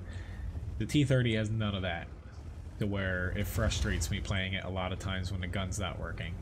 But I also did go to a spot there to where the likelihood of you having a bad experience in that spot is pretty high, to where usually I don't head there. Like, I stay clear of that area, because usually you just get bogged down from arty and you can't really make a move because it's all close range. And unless you have a really high amount of armor on your tank or a lot of teammates, you're basically just a punching bag a lot of times. Alright, their IS crashed, which is nice. Trying to spot more than just the Type 4 here. I know I'm spotted, so that's why I was taking some pot shots. We don't have anyone in the center. If we can get more damage on that Type 4, that would be awesome. I think I'm going to get too many more chances here from my team. Got a little bit of damage on him, but not enough to kill him. The E5, like, I know a lot of people, like, if you read on the forums and stuff, they'll complain about the E5 a lot. Honestly, the main thing that hurts the E5 isn't, like, them nerfing the cupola. The cupola is stronger than it was when the E5 was perfectly fine. It's partly to do with maps, and partly to do with a lot of newer tanks and rebalanced tanks focusing more on super heavy armor and like high alpha kind of ridiculous guns. The E5 can do a little bit of everything. It's a very nice tank to wear. I recommend like tanks for newer players to wear. It's not like slated all towards armor or all towards like mobility or stuff like that, to where E5 has a little bit of everything going for it, to where you still can learn what you like and what you don't like, and then apply that to, say, your second or third tank grind. Oh crap, I'm stuck. Right now, I did not choose the best scenario, but luckily I knew that there was a rock there. I see a bat chat coming at me. I should be able to finish this Type 4 before he reloads though. But the E5's main problem is basically other tanks not itself being bad. It's just other tanks basically pushing the, say, average like tank that's like the, I guess people call it like the meta or meta, whatever it is. Right now it's slated towards basically having high alpha, ridiculous penetration like TD guns at high tiers, and having super high frontal armor.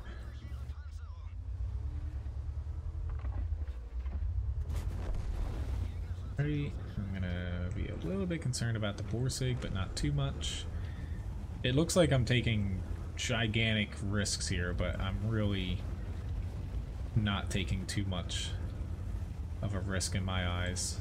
I almost just fell off that cliff though.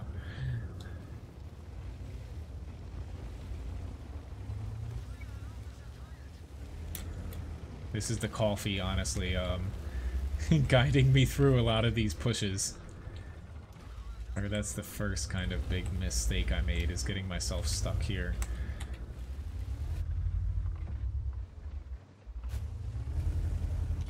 Right. I'm a little bit worried about this TD, but not too much. The arty I'm concerned about right now.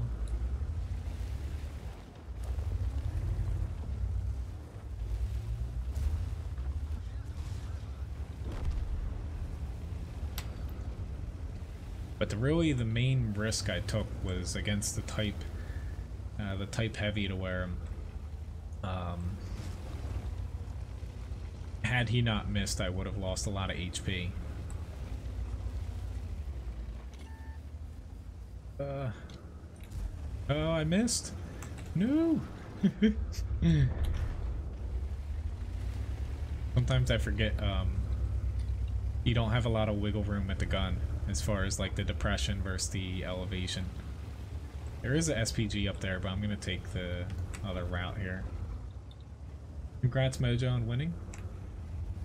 The Object 705, I would recommend the 122.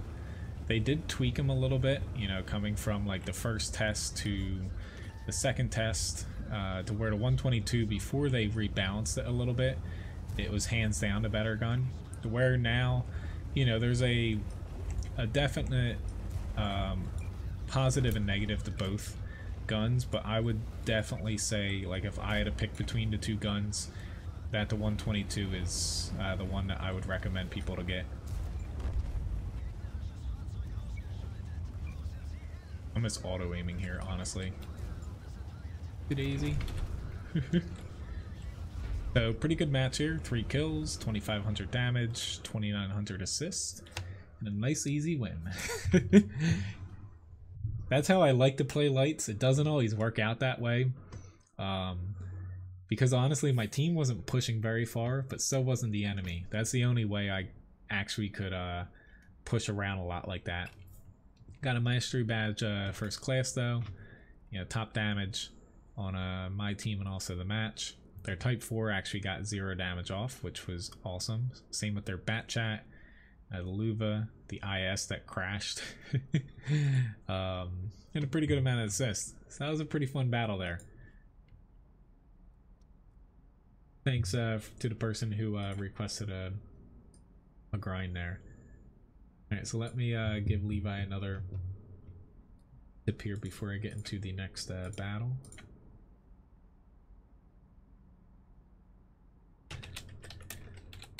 But let me expand on, so basically choosing between the 705's gun. So let me, or it'll be easier if I just do this. Comparison. I don't have it yet since I'm slowly grinding it out, but let's get the 130. Pop that in. Then with this one, go with the 122 that I personally would like better, and we'll just leave everything else the same, to where the main difference, you know, 50 damage per shot. This has barely more penetration on the standard round, with the 122 having 315. I think this is the 122. Yeah, 315 for the premium on the heat, and the 130 having 303. So, you gain a little bit more pen with the 122 when it comes to the premium round.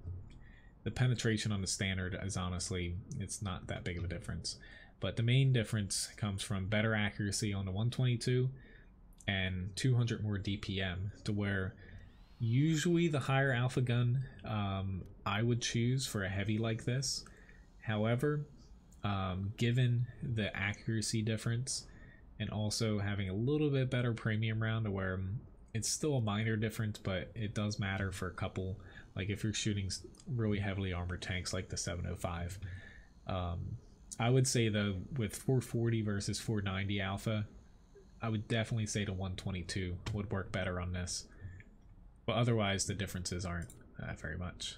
And the videos that you saw me play of the 705 on the test server, that's actually the gun that I used on it too there. Let me get into the 183 here.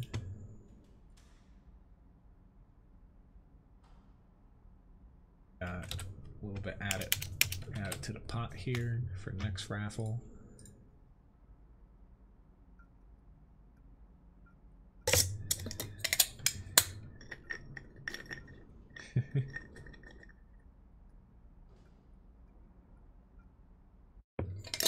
Trying to see, I don't think I missed any. Oh, see you, Andrew. Sorry if you already popped out here. Here you go, Louie. He's like, what just hit me? Here you go, buddy. Thanks for tipping the dogs again. Have a nice day, Andrew. And hello, Scrub. And see ya, Cut. Nice. Thanks for watching, too. Alright, so we have this map again. Not a map I want to see in this tank, honestly. Especially with 4 SPGs. Okay. I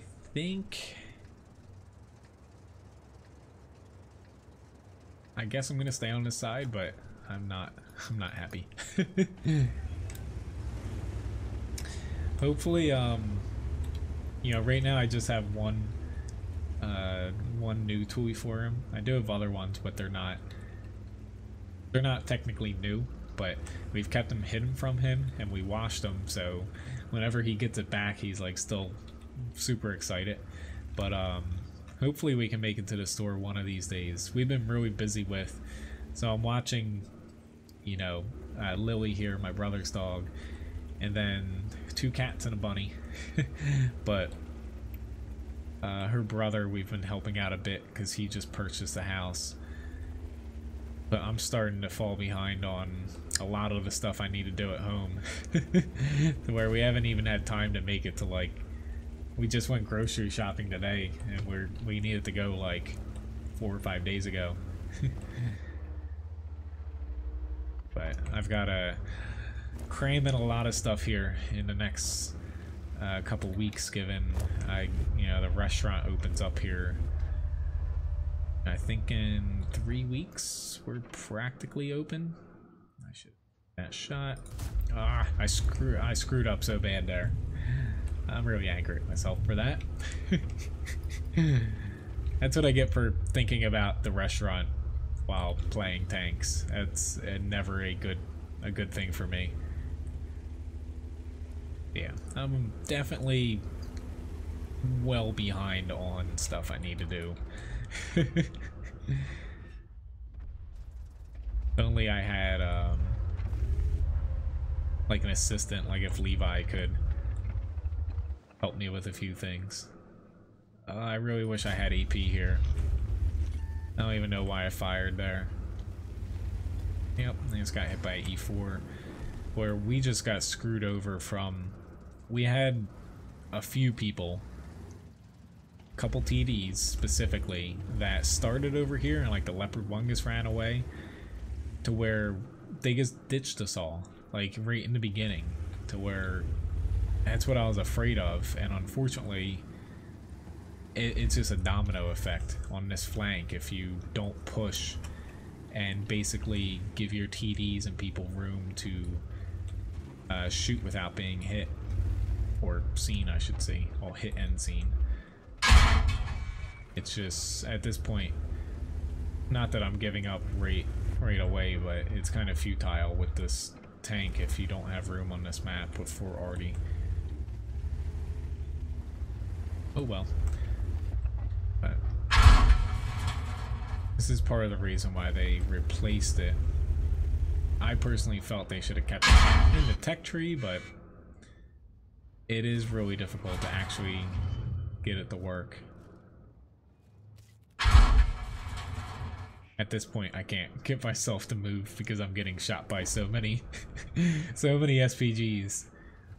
But thank you, team, so much. I really getting to the one guy that I don't know why you play the most heavily armored tank at tier 10 frontally right now, and then camp in the back. But that was, yeah. Oh well. What do I think of this map? So right now. Oh, which a low Lemming Rush, nice to see you. Right now, I personally don't like it. I like Klondike much better. The where I shouldn't have went to that side in that tank. The where I almost always just avoid that side entirely, unless I'm in like, say like a medium or a heavy with actual gun depression, and have people there. When they do rework it, you know, playing that on the test server. The reworked version I feel like is going to be better because it fixes the center, because specifically from the side I spawned on, right now you don't have a good avenue to get up there, and it's really heavily weighing it to the other side. I think the changes they made to it is going to help, but I just don't think it works for basically 30v30, even, you know, it doesn't work for 15v15 given its size, but it doesn't work because it's so heavily weighted on your team actually playing it right, which you can't always count on, you know, in random battles. And a lot of it has to do with your team actually taking a decent spot early, spotting, kind of not pushing out and dying. And if you fall behind, it's you know, it's kind of a steamroll for the enemy team. Whereas Klondike, you know, you still have that effect where if your team loses like 3 or 4 tanks early on, you're, you know, most likely gonna, you know, just see your one flank get chewed away, but it's much easier to actually, you know, fight back on Klondike. So my lucky t-shirt, unfortunately Randall, no.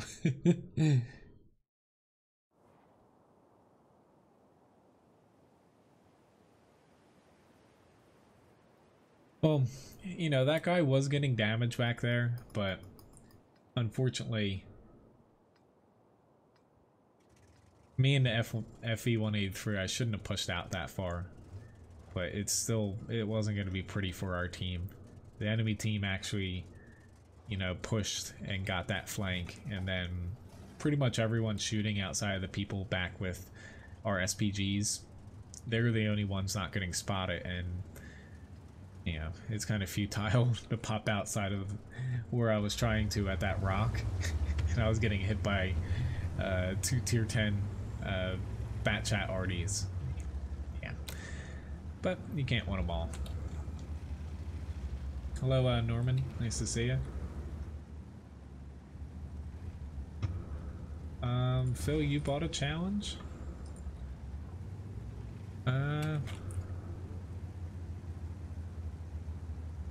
I'd say I only have one more up because I do cap them.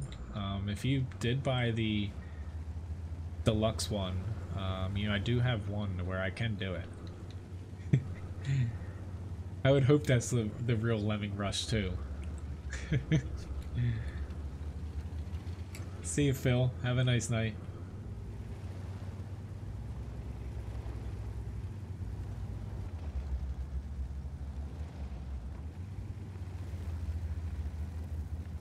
I'm going to keep an eye on how many enemies are up there. I've seen that this flank usually plays differently than I would think it would play a lot of times, where most people, even if they shouldn't go up to the upper left corner, typically find like most of the tanks on both sides heading that way. So there's no arty here, so I don't have to play as scared for my life as I was the last battle. I do have to keep an eye on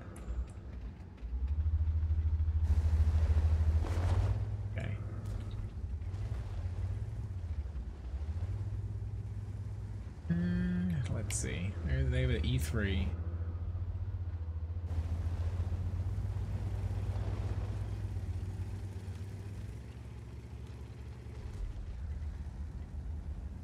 I'm gonna help out the Object 268 here. Defending this Super Conqueror though is gonna be a wee bit difficult.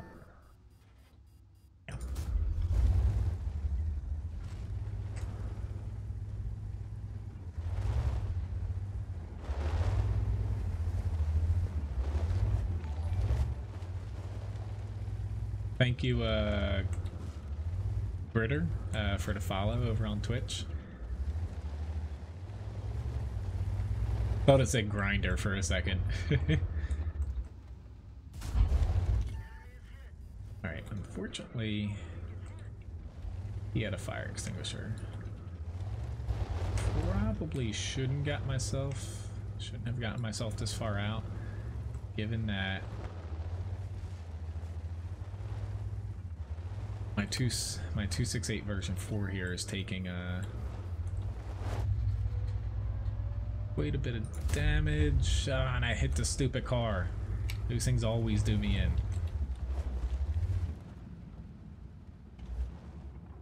He didn't take the bait. It's just I'm slowly getting surrounded here to where I still have a 215B behind me, but he's not particularly spotting that too well.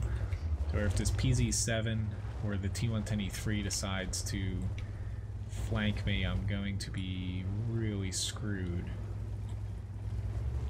Somebody just came around that corner.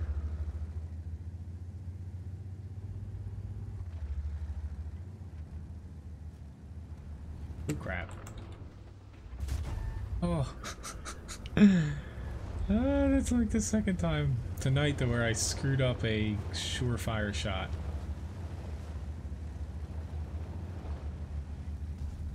Usually you would not see me run like this, but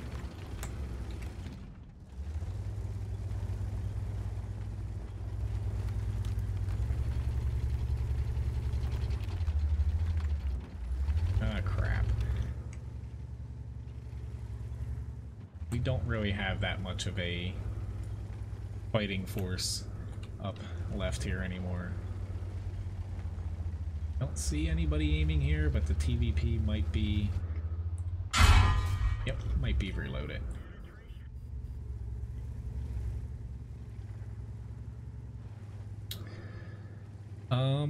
Badger, about streaming, if you think your voice is awkward. Honestly, I think my voice is awkward to where I feel like a lot of times, it's not that big of a deal if you think your voice is awkward, to where I don't think most people will mind. One thing you can do, look into a program called Voice Meter. You can adjust, say, like your bass and your pitch in a way to make your voice sound a little bit different. You can do that. I use that to make myself sound a little bit louder, because honestly I'm not that loud of a person, to where even though I have the sound on the game very far down, it's hard to hear me honestly without it. Unfortunately, I didn't do a very good job up there. I missed a couple chances, and our other side is a little bit too far away to where really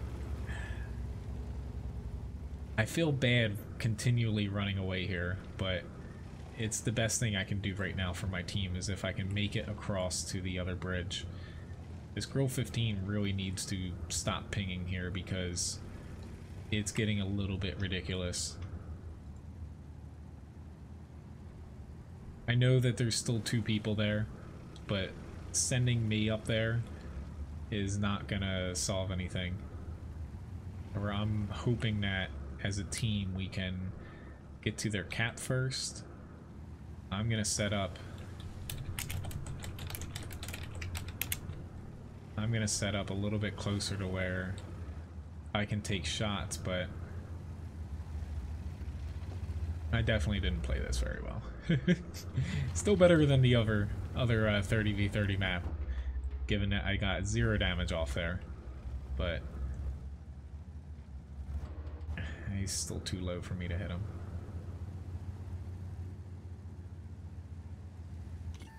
Ooh, crap. Crap, crap, crap, crap.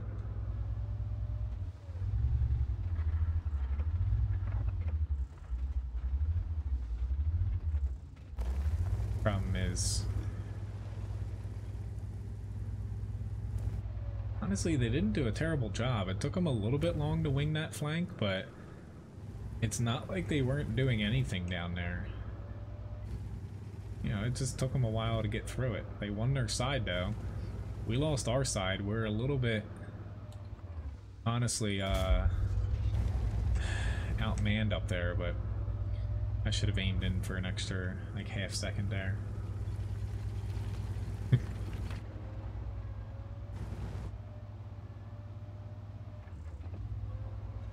Times like these where I'm missing so many shots. Ah, crap. Like I'm trying to focus a little bit more here and it's not working. I don't know why they all stopped too.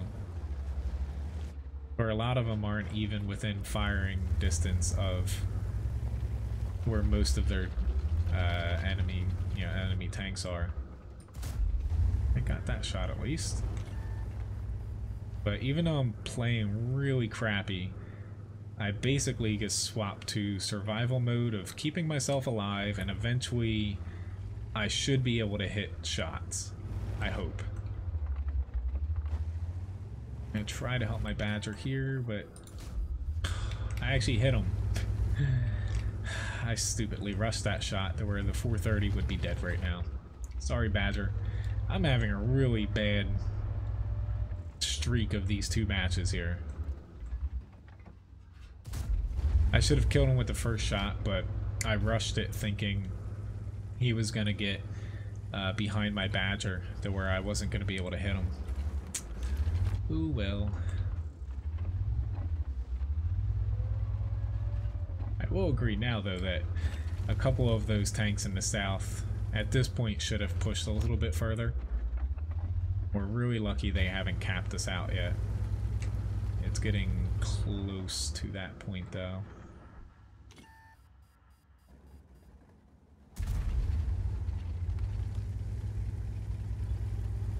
This TVP is within range of me now.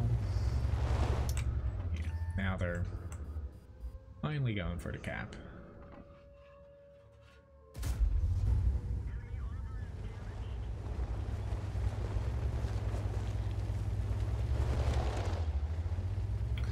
It does look like northwest, yes. Yep, T-100's coming behind me. Yeah. At least I got a little bit more damage, but still, I definitely did not help my team to win there. I haven't really started any map strategies yet, Randall. Mainly because I've been a little bit busy to where I haven't been able to Photoshop them. And also, a lot of the free camera mods that I use to make the videos, so I can get the written guides done once I get time in Photoshop. The free camera mods that I make the videos with have, most of them have been broken on the test server.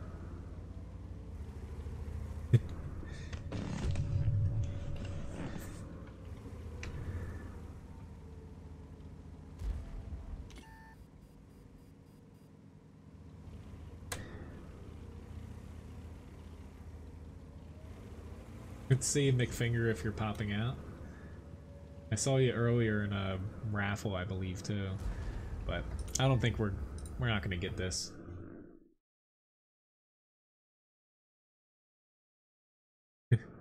It always, I always like hearing, like Lemming, you said, people visiting my website and, seeing, someone like you that, you're a really good streamer and player. Ryan even, my fiance, when she was subbing at the high school, she has a job somewhere else in a different school now, but she was subbing at the high school I graduated from, and there was someone doing esports there, and whoops, wrong thing. Crap. There's the Conqueror. Oh lord. There was someone doing esports there, and he actually said, he's like, I know him. And you know, he had looked at like my guides and stuff when he was starting out. Trying to remember. Master Pupil was his in-game name. Good night, Labobo. See ya. But as far as starting out streaming, like, you know, I wouldn't worry too much about how your voice sounds. And especially, you know, I feel like I've read it to where people hearing your own voice, most people don't like their own voices. It's just something that's like ingrained in your head for some reason. But basically, you know, give it a shot. You know, the most important thing is definitely make sure you don't have like a really staticky mic, or, you know, the audio levels are off to where you can't hear you and stuff like that. But never hurts to try. But I would recommend, like, there are programs. You don't have to use something like Voicemeeter. I suggest it because it's free to use. Where you can kind of tweak it to make your voice, like, you know, say deeper or more high pitched. Not that most people would choose that. To where if you still feel a little self-conscious about your voice, that will probably help you out a bit there.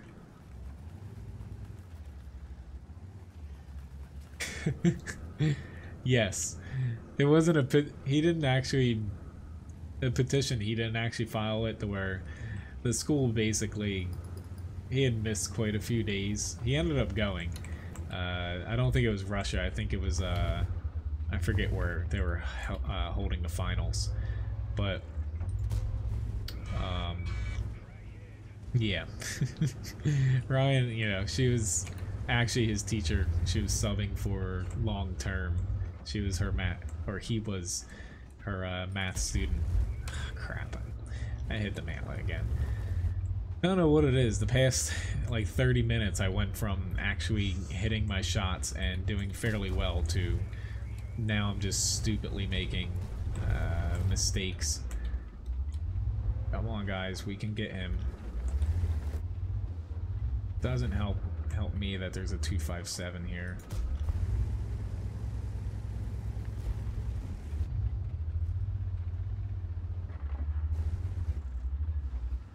But I think the school was mainly doing a big fuss about it because the amount of days would push him to the point where he couldn't graduate, to where they'd have to like make a special, I guess, rule. But it's a thing in New Jersey to where not living in New Jersey, it might seem weird, like for a school to be that strict about something, but there's a lot of stuff in place to where if you miss like a certain amount of days, like you can't even make it up, like you just automatically fail. I'm not sure if all states are like that, but I think it is something specific to New Jersey. M103 or Conqueror better? Conqueror is, I would say, significantly better. Not angling right, but I'm trying not to take damage here, because while those things don't have like the best DPM and stuff, they still do sting. But the M103, I like it, but the Tier 9 Conqueror is definitely hands down better than it. Do need a little bit of help from my TDs here. If they decide to push, I don't think they will. Actually, M103 there, but I'm still gonna shoot at the 257, mainly because a lot less people know where to pen them, and I'd rather not take the chance that my team doesn't know where to penetrate them. Sorry, guy. I know that I should have actually taken a shot for you, but I was being a little bit of a pansy there. But we're doing pretty well to where that wasn't like a crucial make it or break it moment.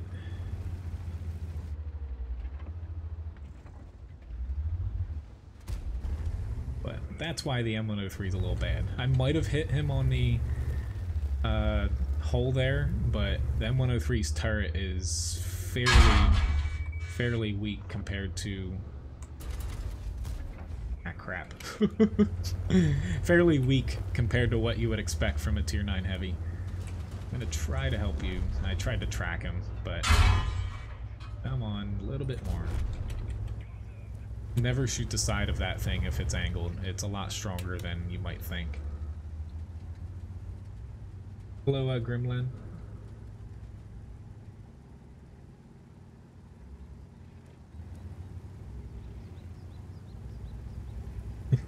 Yes, people that like the sound of their own voices are a pretty big problem.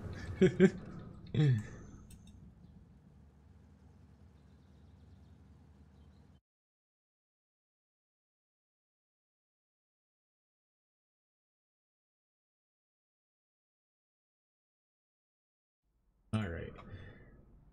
So, Mastery Badge second class. And most amount of damage. I missed a couple little moments there, but still a really good fight. But my team did very well. Kind of lucky. It could have went either way, being just a tier 9 only match. But overall, pretty good fight. Blocked a little bit too. The tier 9 Conqueror, it kind of flies under the radar a little bit, giving that the tier 10 Super Conqueror not only is the name of core, but it outshines it a little bit, of course, being a tier higher. So a lot of people focus on the tier 10 Conqueror, to where the tier 9 one, honestly, especially with like how matchmaking, the worst matchmaking you see is 5 tier 10s and 10 tier 9s in a battle.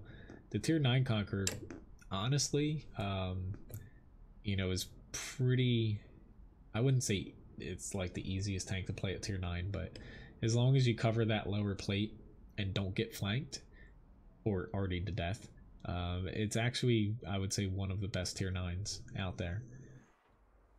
It's just if you know how to hold down and or cover that lower plate a bit, it's easy to play in that sense. If you aren't able to do that, say on like a city map, or you get yourself in a bad spot early on, then it definitely can die quickly. But can't complain about its gun or its armor, and even the gun depression is pretty good now. But yeah, feel free, I forgot to say, but even if you've requested a tank, you can request another one here. Usually I have too many requests, but I got through them fairly fast tonight. Up until when I hit the grand battles there, I was blowing through matches pretty good here, with only like one or two kind of crappy ones in the stream. I haven't had any like super long, drawn out like losses and stuff like that that typically drag the stream down a little bit. I'm actually going to choose the safer approach here. I probably would have been fine seeing what the bat chat didn't spot anything here. Actually, yep, he did get spotted, but that's why I didn't head that way. I wasn't going to chance them having someone that could spot me.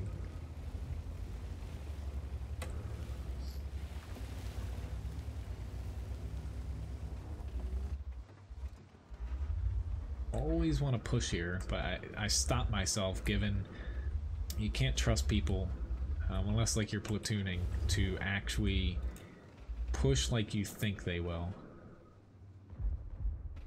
Kinda wish I could track him there, but this IS-7 pushing out though, I'm most likely gonna push if he actually makes it, but the likelihood of him dying is still fairly high for my liking. He got himself out there, and there's already it's unfortunate for him, but I didn't want to make this mistake to where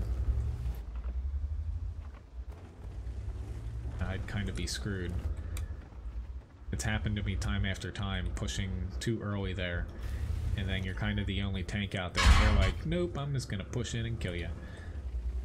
But I probably could have helped him out a little bit, the IS-7. It's just, I've been burned so many times that I'm not gonna take the chance in a low damage per shot tank like the 140 here. I've taken that.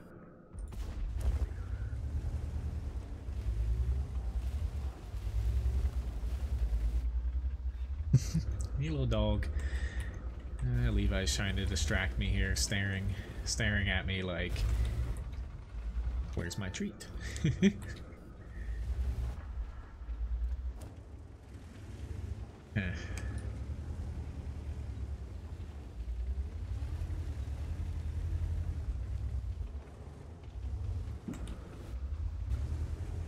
Where you want to do that, bad chat? Like, I don't mind taking damage from you, but... Or taking HP from you.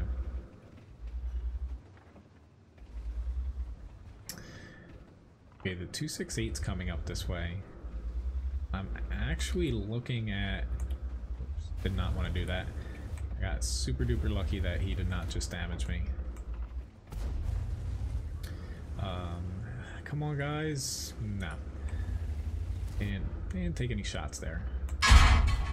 Yep, here comes their push. I just took a lot of damage. Just I don't get why these guys aren't popping out. There's only one IS-7 kind of covering them.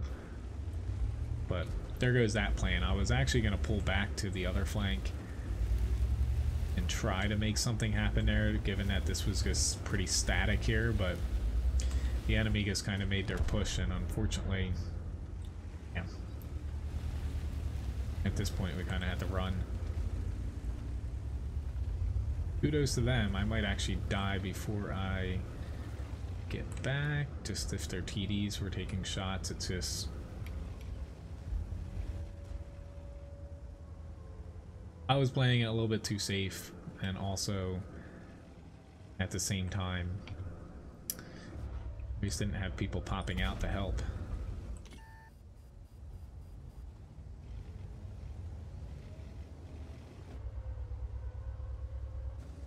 Which, as far as map reworks, El Haloof. Oh lord, I don't know why I'm getting all kind of ditzy here. Definitely not tired.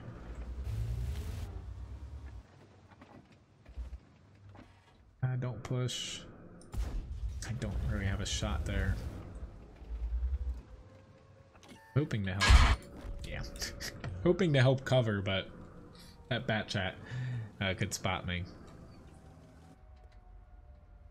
It's hard sometimes when, like, I might have been better off going to the other flank, given, you know, it doesn't always, as far as encounter mode there, help too much if your team loses the northwest corner. But I probably would have been better off, given Object 140, great tank, but sometimes having 320 damage and you're kind of trying to force it into a different role like that, it doesn't always, you know, pack enough damage per shot at times to really do too well. What tank did I want to pick here? I got the Strv meal done as far as my double. Got the 5100, TVP, RU. Maybe I finished them all. I'll go with the AMX 5100 here for my next request. Maybe it's the coffee creamer. Maybe. Let me drink some more of that. But tomorrow I might get done, say like a new map strategy, just like a written one, since I can't do a video yet. It all depends on, honestly, I'm finishing up preparing my taxes, since I got to get those done by the end of the week. Basically send them off to the person who does them for me. So that entails, I think it was 530. It was like 530 something individual donations just through PayPal alone. That's the one where since that all comes like directly to me and not through like Streamlabs, if you use like a credit card or YouTube super chat and stuff, I've got to, you know, kind of tally all that up and figure out like the fees, you know, everything. It takes a little bit of time for me. I get really confused, which is why I have someone help do my taxes. Yeah, but that's currently on my agenda tomorrow. That's never good, Badger. Yeah, I'm stopping. I'm not loaded yet, so I'm not pushing. I don't know if you want to go around that corner. Can I write off premium shells and consumables? Unfortunately not.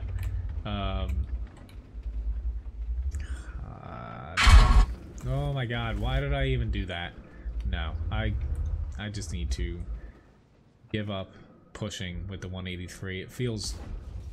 I feel bad for ditching him, but I don't know why he pushed there. I had no intentions to push around that corner. Because, yeah, I like sitting on this corner, and if people try to push on me, they take a lot of damage. But that 183 wanting me to push with him, it was never going to happen.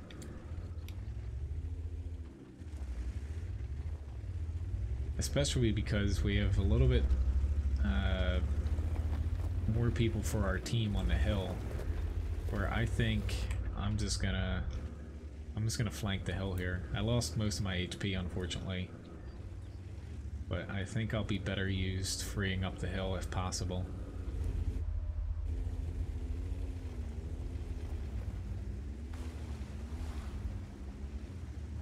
They'll have enough shells to be able to do that. If this T-30 isn't here, he can one-shot me.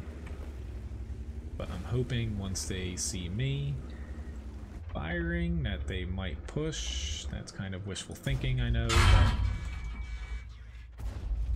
at least get... Thank God. Ah, no. My gunner. Why? No, I am literally screwed because I only have one shot left. That was just my kind of fail-safe throw there to keep one shot. Yeah, I'm screwed if I was alone there. I didn't see those guys pushing behind me. I'm actually going to use APCR given my HP. But this 183 is trying to end me again. You know, had I not have had help there, and I missed, say, both of those shots and still stayed alive, the AMX would have just steamrolled me. But I'm gonna fall back here just to reload.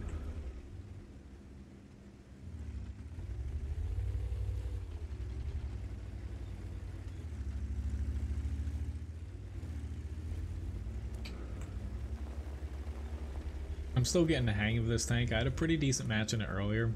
It's just, I really hate the reload time between the magazines, because it makes me second guess myself a ton with where I like put myself in the beginning of a match or how I push later on in the match, and I find myself do worse in tanks when I'm kind of second guessing myself.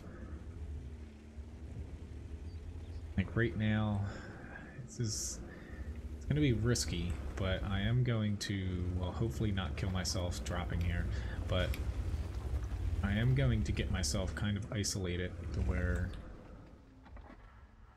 I don't want to push entirely from the same side as all of them are doing, and where they're still kind of holding those tanks off.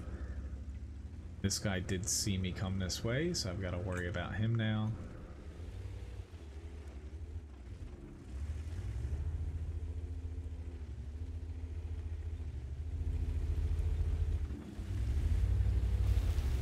Ah, crap. Yeah, he's got me. I was thinking he was gonna roll up just with the side of the buildings there. I should have just stayed here. That way I could get shots on him rounding a corner. But I thought he was either gonna push here, or since they were capping, fall back. So I was just gonna roll this way to hopefully sidestep that, but that was kind of a mistake given that we now don't really have the cap. But they should still get this. I don't think the 113 has much to worry about as long as he hits that shot, but we should still be fine here. If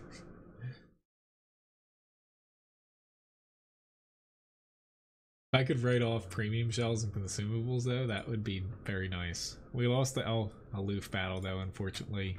And looking back, yeah, we lost Klondike, and we definitely did not lose that. I'm surprised. The Nubbleberg, we won that one. So I did really crappy on that one, and we we somehow won that. But I just got mainly frustrated on that first grand battle. I just stupidly got myself in a wrong spot. But Klondike, yeah, their TVP kind of did us in there. He's the one who I got one shot on him early, but then yeah, he took quite a bit of my HP off when I was trying to reposition. Right, so I have a T32. I have a T32 up here. I always feel like I'm starting to have too much coffee now. I'm like staring through my monitors.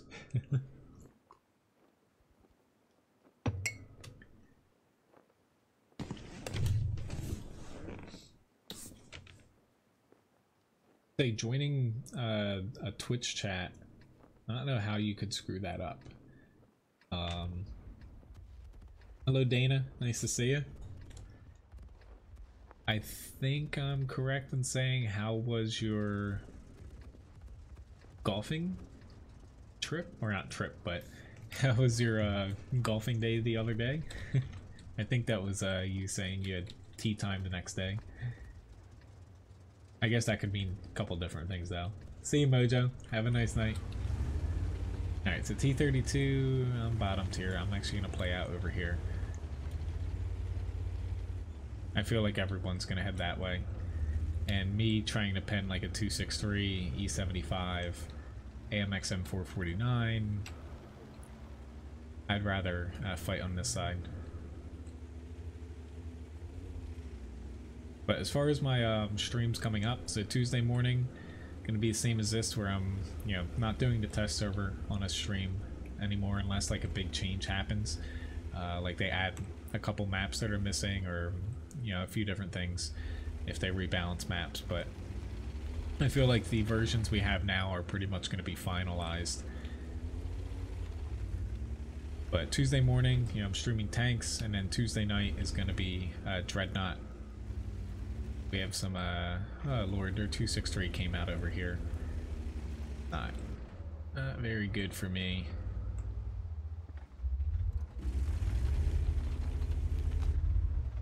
I'm glad he had a good time.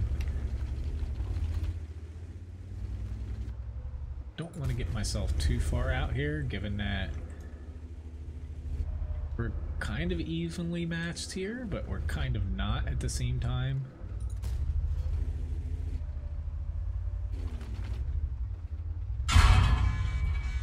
I wanted to get my gun back over faster. Oh, their Conway's even over here. Our other side should blow them away, given that they shouldn't have that much to kind of hold a push.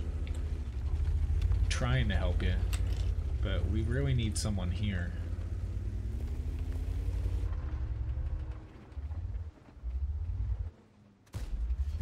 I should just start spewing APCR out of this, but I'm being a little stubborn. I technically don't need it for a lot of these shots I'm taking, but it would help. Like, I probably wouldn't have bounced the Conway shot if I shot APCR at him.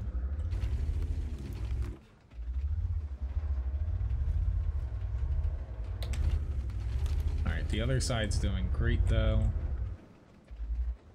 Crap. Lord. No.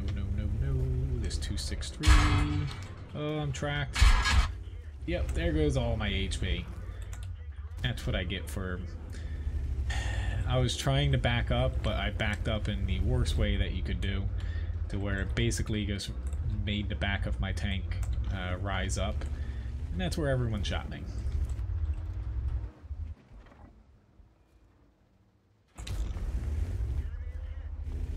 Please no repair kit. He has a repair kit and he's gonna ram me. Got one more shot in the Conway at least. Yeah, I'm a goner from the AMX 1390. At least we're gonna win this, but I wanted to back up. I didn't catch it early enough. I wanted to keep backing up here to get further back because I knew they could push in here and I'd kind of be cut off from my team. But yeah, at least we're gonna win this one. I still got 1,000 damage, you know, 1,300 block and 950 as far as assist, but I could have gotten a little bit more damage out of that. So I have a T95 up here. My next tank. Let me start a raffle 2. Got 1100 Levi biscuits for the winner.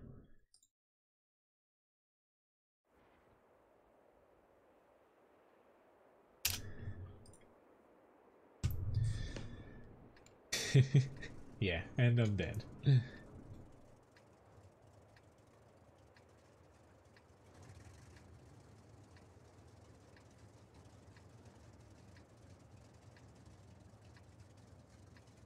I always pick the wrong spot on this map. You little doggo. I'm just gonna stick to the northwest corner.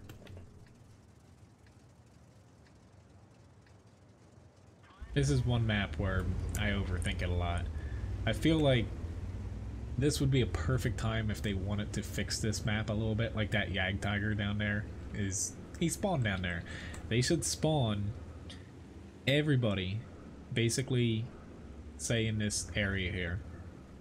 Even Artie, I would say, because Artie can position here, they can position there, but I feel like that would do wonders for this map.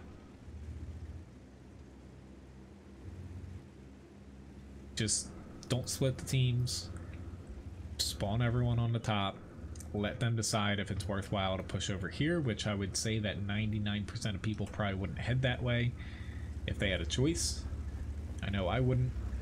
I'd rather, you know, fight out over here, but just nitpicking.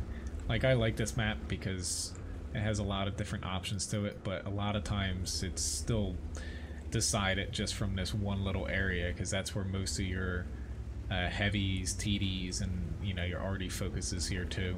It's where most of the fighting happens early, and if one side gets a leg up over the other, it's typically game over. While I have my repair kit, I'm gonna take advantage that they don't really have anyone on my left yet.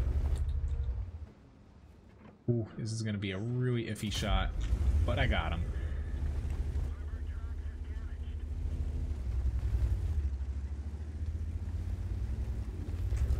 I'm gonna hope my team can just keep them there.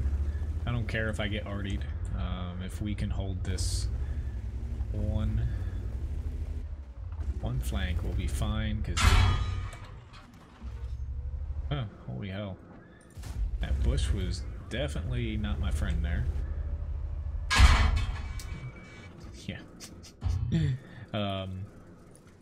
But as long as I can hold this spot and they can continue pushing, or our RD can whittle them down, we'll be fine. I just don't want to angle to where this T30 or 257 can pen me. Ah, crap. We're doing good, however, we're also doing bad because I'm gonna pop this way now because they're not able to turn this corner. I just hope I don't get flanked from behind now. But I have an M103 there. We technically have TDs behind us that could help if they wanted to. I might regret. Yep. Thank you very much, Dana, for the tip. Or super chat. Yeah, same thing though. I'm glad you like the extra effort I've been putting in. I'm gonna have a couple more items in the stream shop popping up in the next couple of weeks too that I know you guys will like. Oh, the Artie hit me. Oh crap! I'm taking the safer of the shots here. It's just, this is what I'm afraid of. I don't think he's gonna flank us, but just the chance of it happening is scaring me. This T-34 though should be able to kill him as long as he gets a decent roll, and he didn't. But I feel like since we still do have a lot of tanks here, I hope this Scorpion G doesn't hit me. The T-30 got me.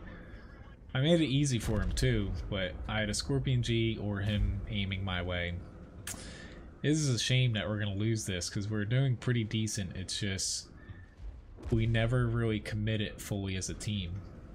Like, they had a lot of people here, but once I repositioned here, the guys back here just kind of stayed there more or less, and they just went around me. But congrats, Leonard, on winning the raffle. I don't think XVN gives a advantage, honestly. Like, I always say, like, I don't use XVM or anything. I always treat every player like they're gonna play their best, not miss any shots, you know, push or retreat at the right moment, angle, what have you. I think XVM actually does more harm than good because it promotes a lot of negativity in the game, like people yelling at each other or basically like saying, oh, we have a 2% chance to win, like screw this, and they drown themselves. But personally, you know, I don't use it. I don't think it's that useful. I'm just gonna fix these once we have a next sale. I want to change my skills up a little bit because that's my T62A crew. But do I think it should be illegal? I think, like, I agree there too. Like, if you're looking at have stats with XVM on, sometimes you focus a little bit too much on stats, and you know, it frustrates you if you have a bad match, and it kind of snowballs to where I think it should be illegal in a way to where if Wargaming like makes their WTR, so World of Tanks rating, a little bit more fleshed out. Currently, you know, it's kind of in the client in the Hall of Fame, but they don't really utilize it completely because personal rating's still up in your service profile. I could see Wargaming adding something to where like you could show someone's stats like that on your client, but I just think it doesn't do a good job just because, yeah, it just promotes negativity. I don't think it gives you an advantage knowing like who to shoot, who's a good player or not, because personally, like, I play really crappy some matches. Like, I just completely screw things up. Like, I'll admit that. To where, like, I'm not perfect, to where if someone, like, goes out of their way to focus on me over killing, say, one or two other people where it made more sense for them tactically, and I'm playing bad, it actually hurts them. Like, I know that's, like, you know, playing the percentages, that's not always, like, the case, but I just feel like half the time people are staring at stats and like raging about it, whereas they should be focusing on like what the enemy team has as far as tanks, where they're going to be playing, like more likely than not, like a lot of TDs, a lot of heavies, stuff like that, and it kind of distracts you.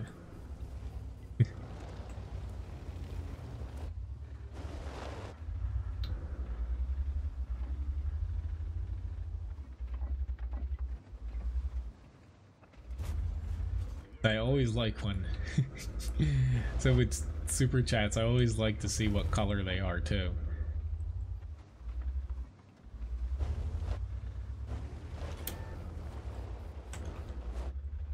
But I don't think Wargaming will specifically yank, say, the whole XVM thing unless, you know, they actually implement something themselves that they can control. Do I think it's going to happen? I'd say there's a decent chance with it happening, but it's definitely not something like they've either... I shouldn't have shot that. It's a Thunderbolt to where even with some premium usage here, I'm going to have a difficult time penning him, especially because he's just using APCR. Unless I hit him on the side. It's just he has a couple friends here where I'm honestly playing really dumb here by popping out that direction. But yeah, I'm kind of in a bad spot given I've already lost most of my HP. He's using APCR to where he can pen me literally everywhere on my tank except for like my mantlet or if I angle properly.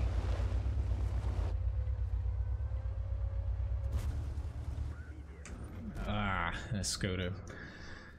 It's just I got myself one little bump too far and I was just playing right into the Thunderbolt by I was angled basically sticking out this way, and with APCR he was basically penning me every single time and I was just missing his side or missing his teammate. Yeah, but I unfortunately played right into his hand there. Hello, Rob.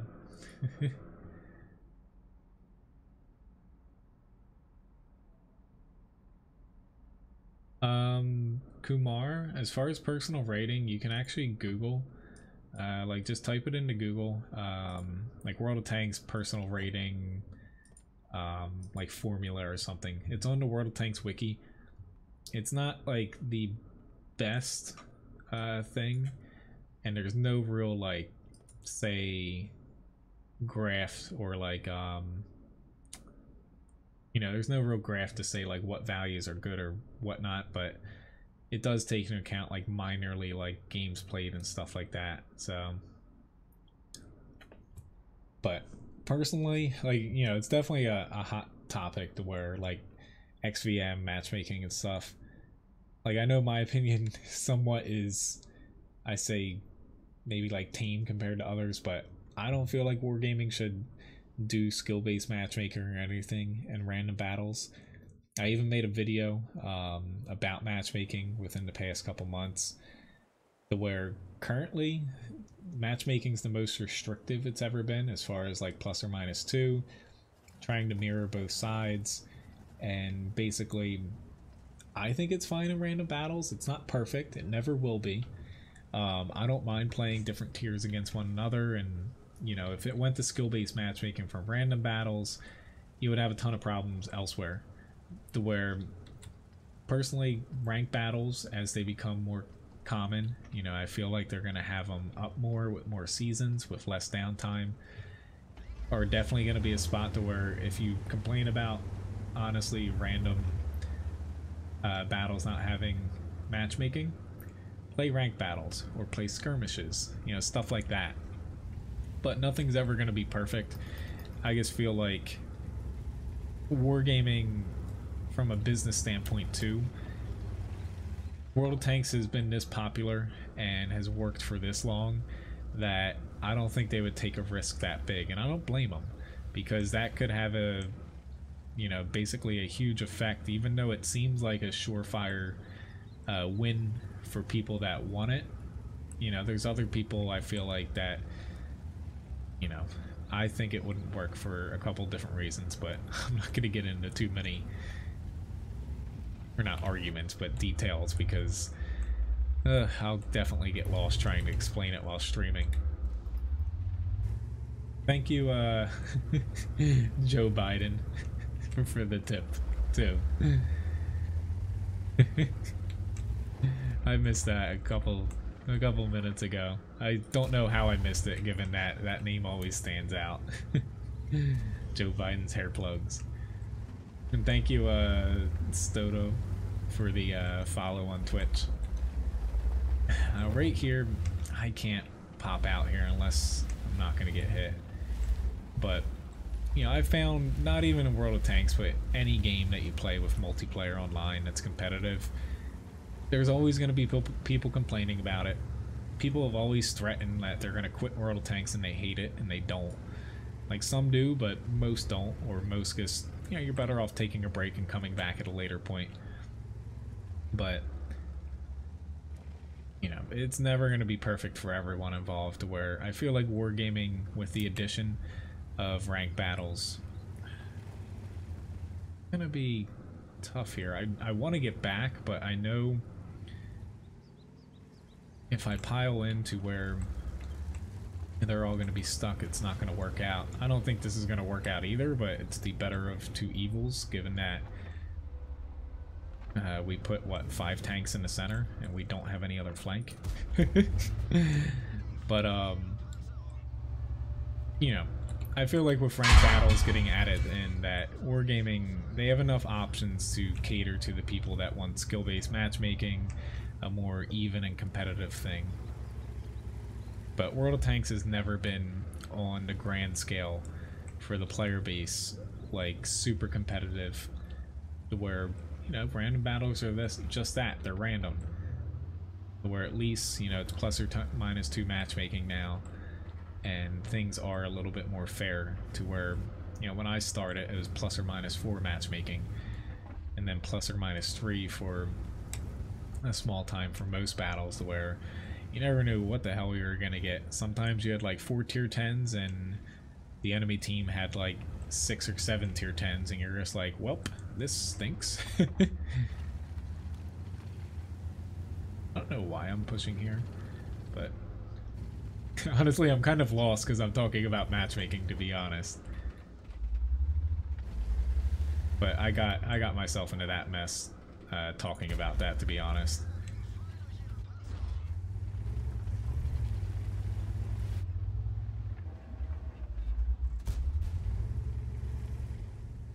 Right, the 268v4, are you gonna fall back all the way, buddy? Don't think he is, given that he has a type 5 now. And he took advantage of that.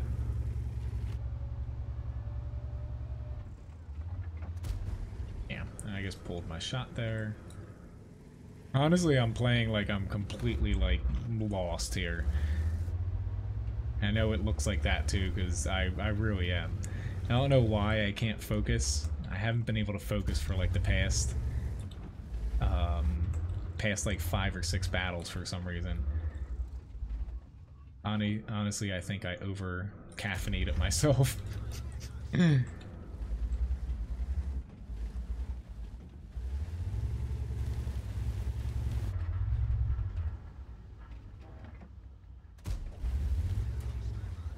But at least my team is picking me up a little bit. I thought I was fine there, but I wasn't. Ooh, Lord. Type 5 heavy. We missed.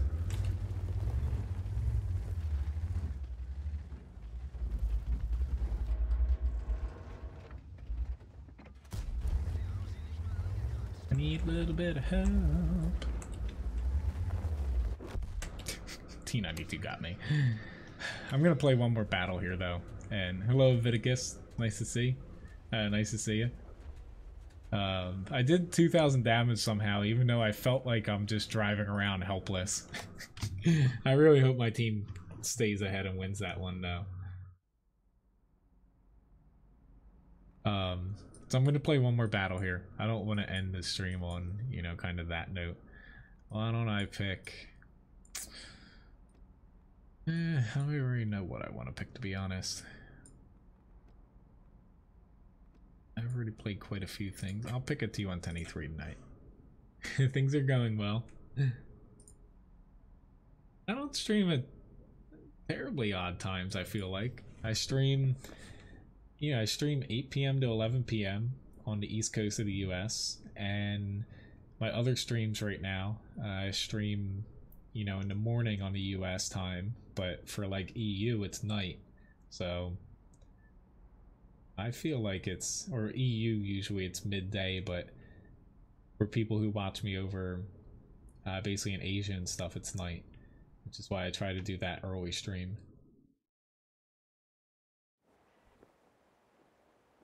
Say my hair is weird? Maybe. Honestly, I need a haircut because my hair, honestly, it's terrible. I need a haircut, but I've been bouncing around way too busy. Like my hair, if I don't like push it off to the sides and stuff, it's like down to here.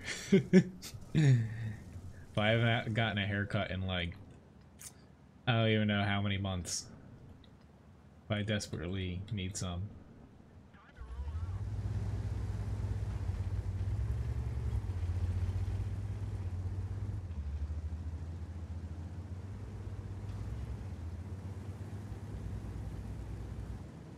Yeah, honestly, this time of year, so my family, when they go away, Ryan and I can't really go since our schedules don't really line up with theirs, but I usually watch, you know, their pets, which is why Lily, she's back there now. I'm watching my brother's dog, and then, you know, 2 cats, a bunny.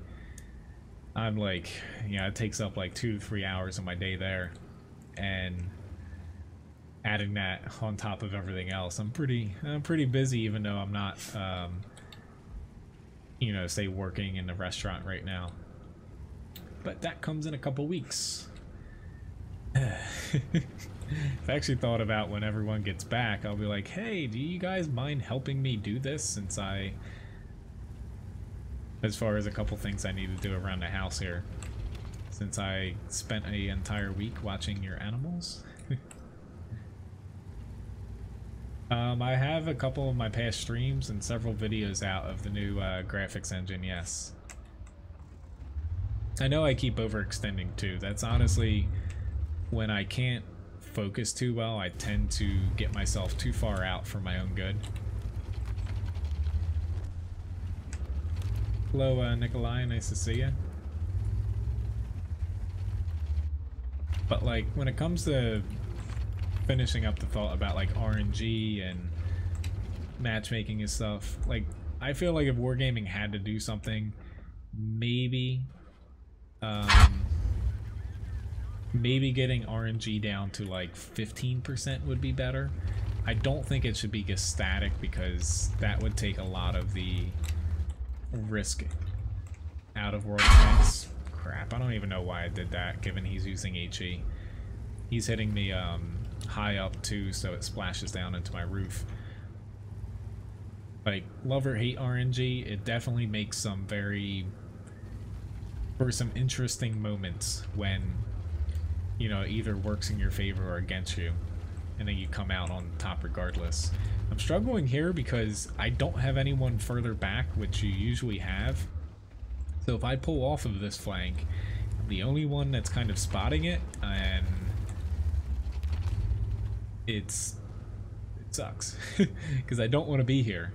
I hate when I get caught here and I'm not able to push up to the next spot, which is, you know, it's technically open for us, but I can't push against an E3. He's chucking HE at me, so he's always going to get consistent damage on me, and there's a Object 268V4 behind him. I really want to shoot this cupola, but there we go. That guy was blocking him. You know, there's an Object 268V4 behind him, so I'm going to struggle with, I'm going to get HE, plus there's another tank behind me to get added damage on me. I'm probably just going to end up staying here. I just know, you know, they are going to push here because they're ahead. Crap. Really had to shoot me.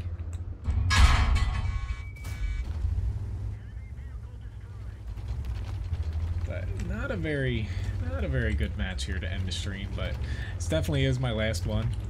I'm still wired on coffee, but I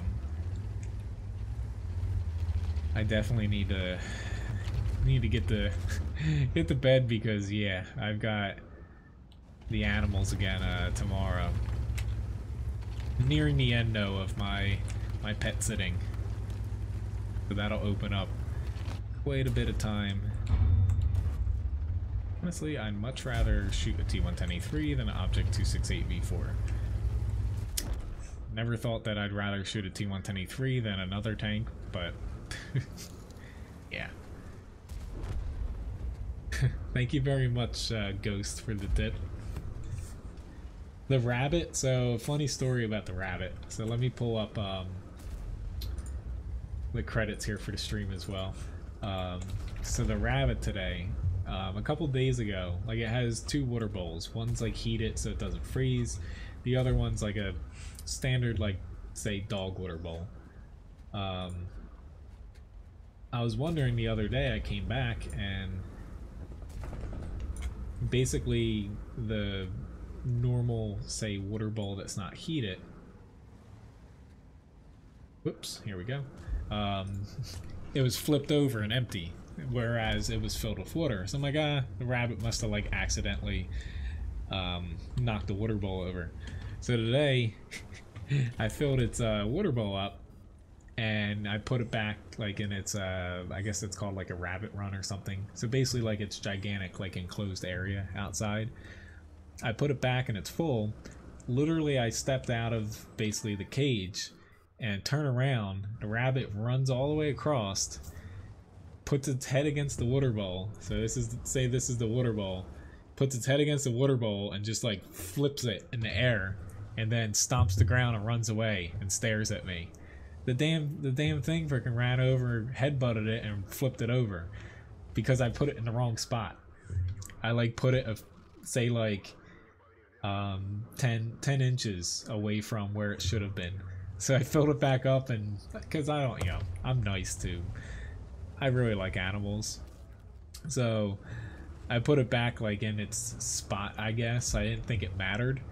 And it basically was fine with it then. I was a little bit surprised though, but I was kind of laughing. I'm like, this thing's evil. But thank you very much, guys, for the stream, watching. Thank you very much for the follows, the subscriptions, and also the tips, guys. It was a fun night. I had a couple clunkers towards the end here, but early on it was fun. All those challenges in a row. I'm not even kidding now. Like, I don't even have something to demonstrate it here outside my hands, but, or I guess I can do water bowl. It literally just went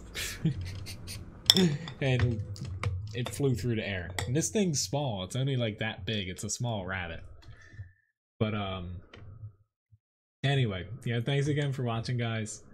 It hasn't attacked me yet though. It likes to be pet, but it only likes to be pet in certain spots before it runs away from you. It's honestly strange, but thanks again for watching, guys. My next stream is going to be Tuesday morning for World of Tanks, Tuesday night for Dreadnought, unless the bunny gets me. So if I'm not here on Tuesday's stream, you know that I got attacked by a killer rabbit. But anyway, thanks again for watching, guys. Have a nice night, and enjoy the test server if you're able to get on that. I definitely recommend it. Even though I didn't play it tonight, it is well worth seeing how your PC handles the test server. You can always have Task Manager up to see like if your CPU or GPU is struggling on certain settings. But it is worth taking a look at it, as long as your internet can download it in a reasonable time. But see you guys, have a nice night, and I guess happy Mondays tomorrow. See you guys.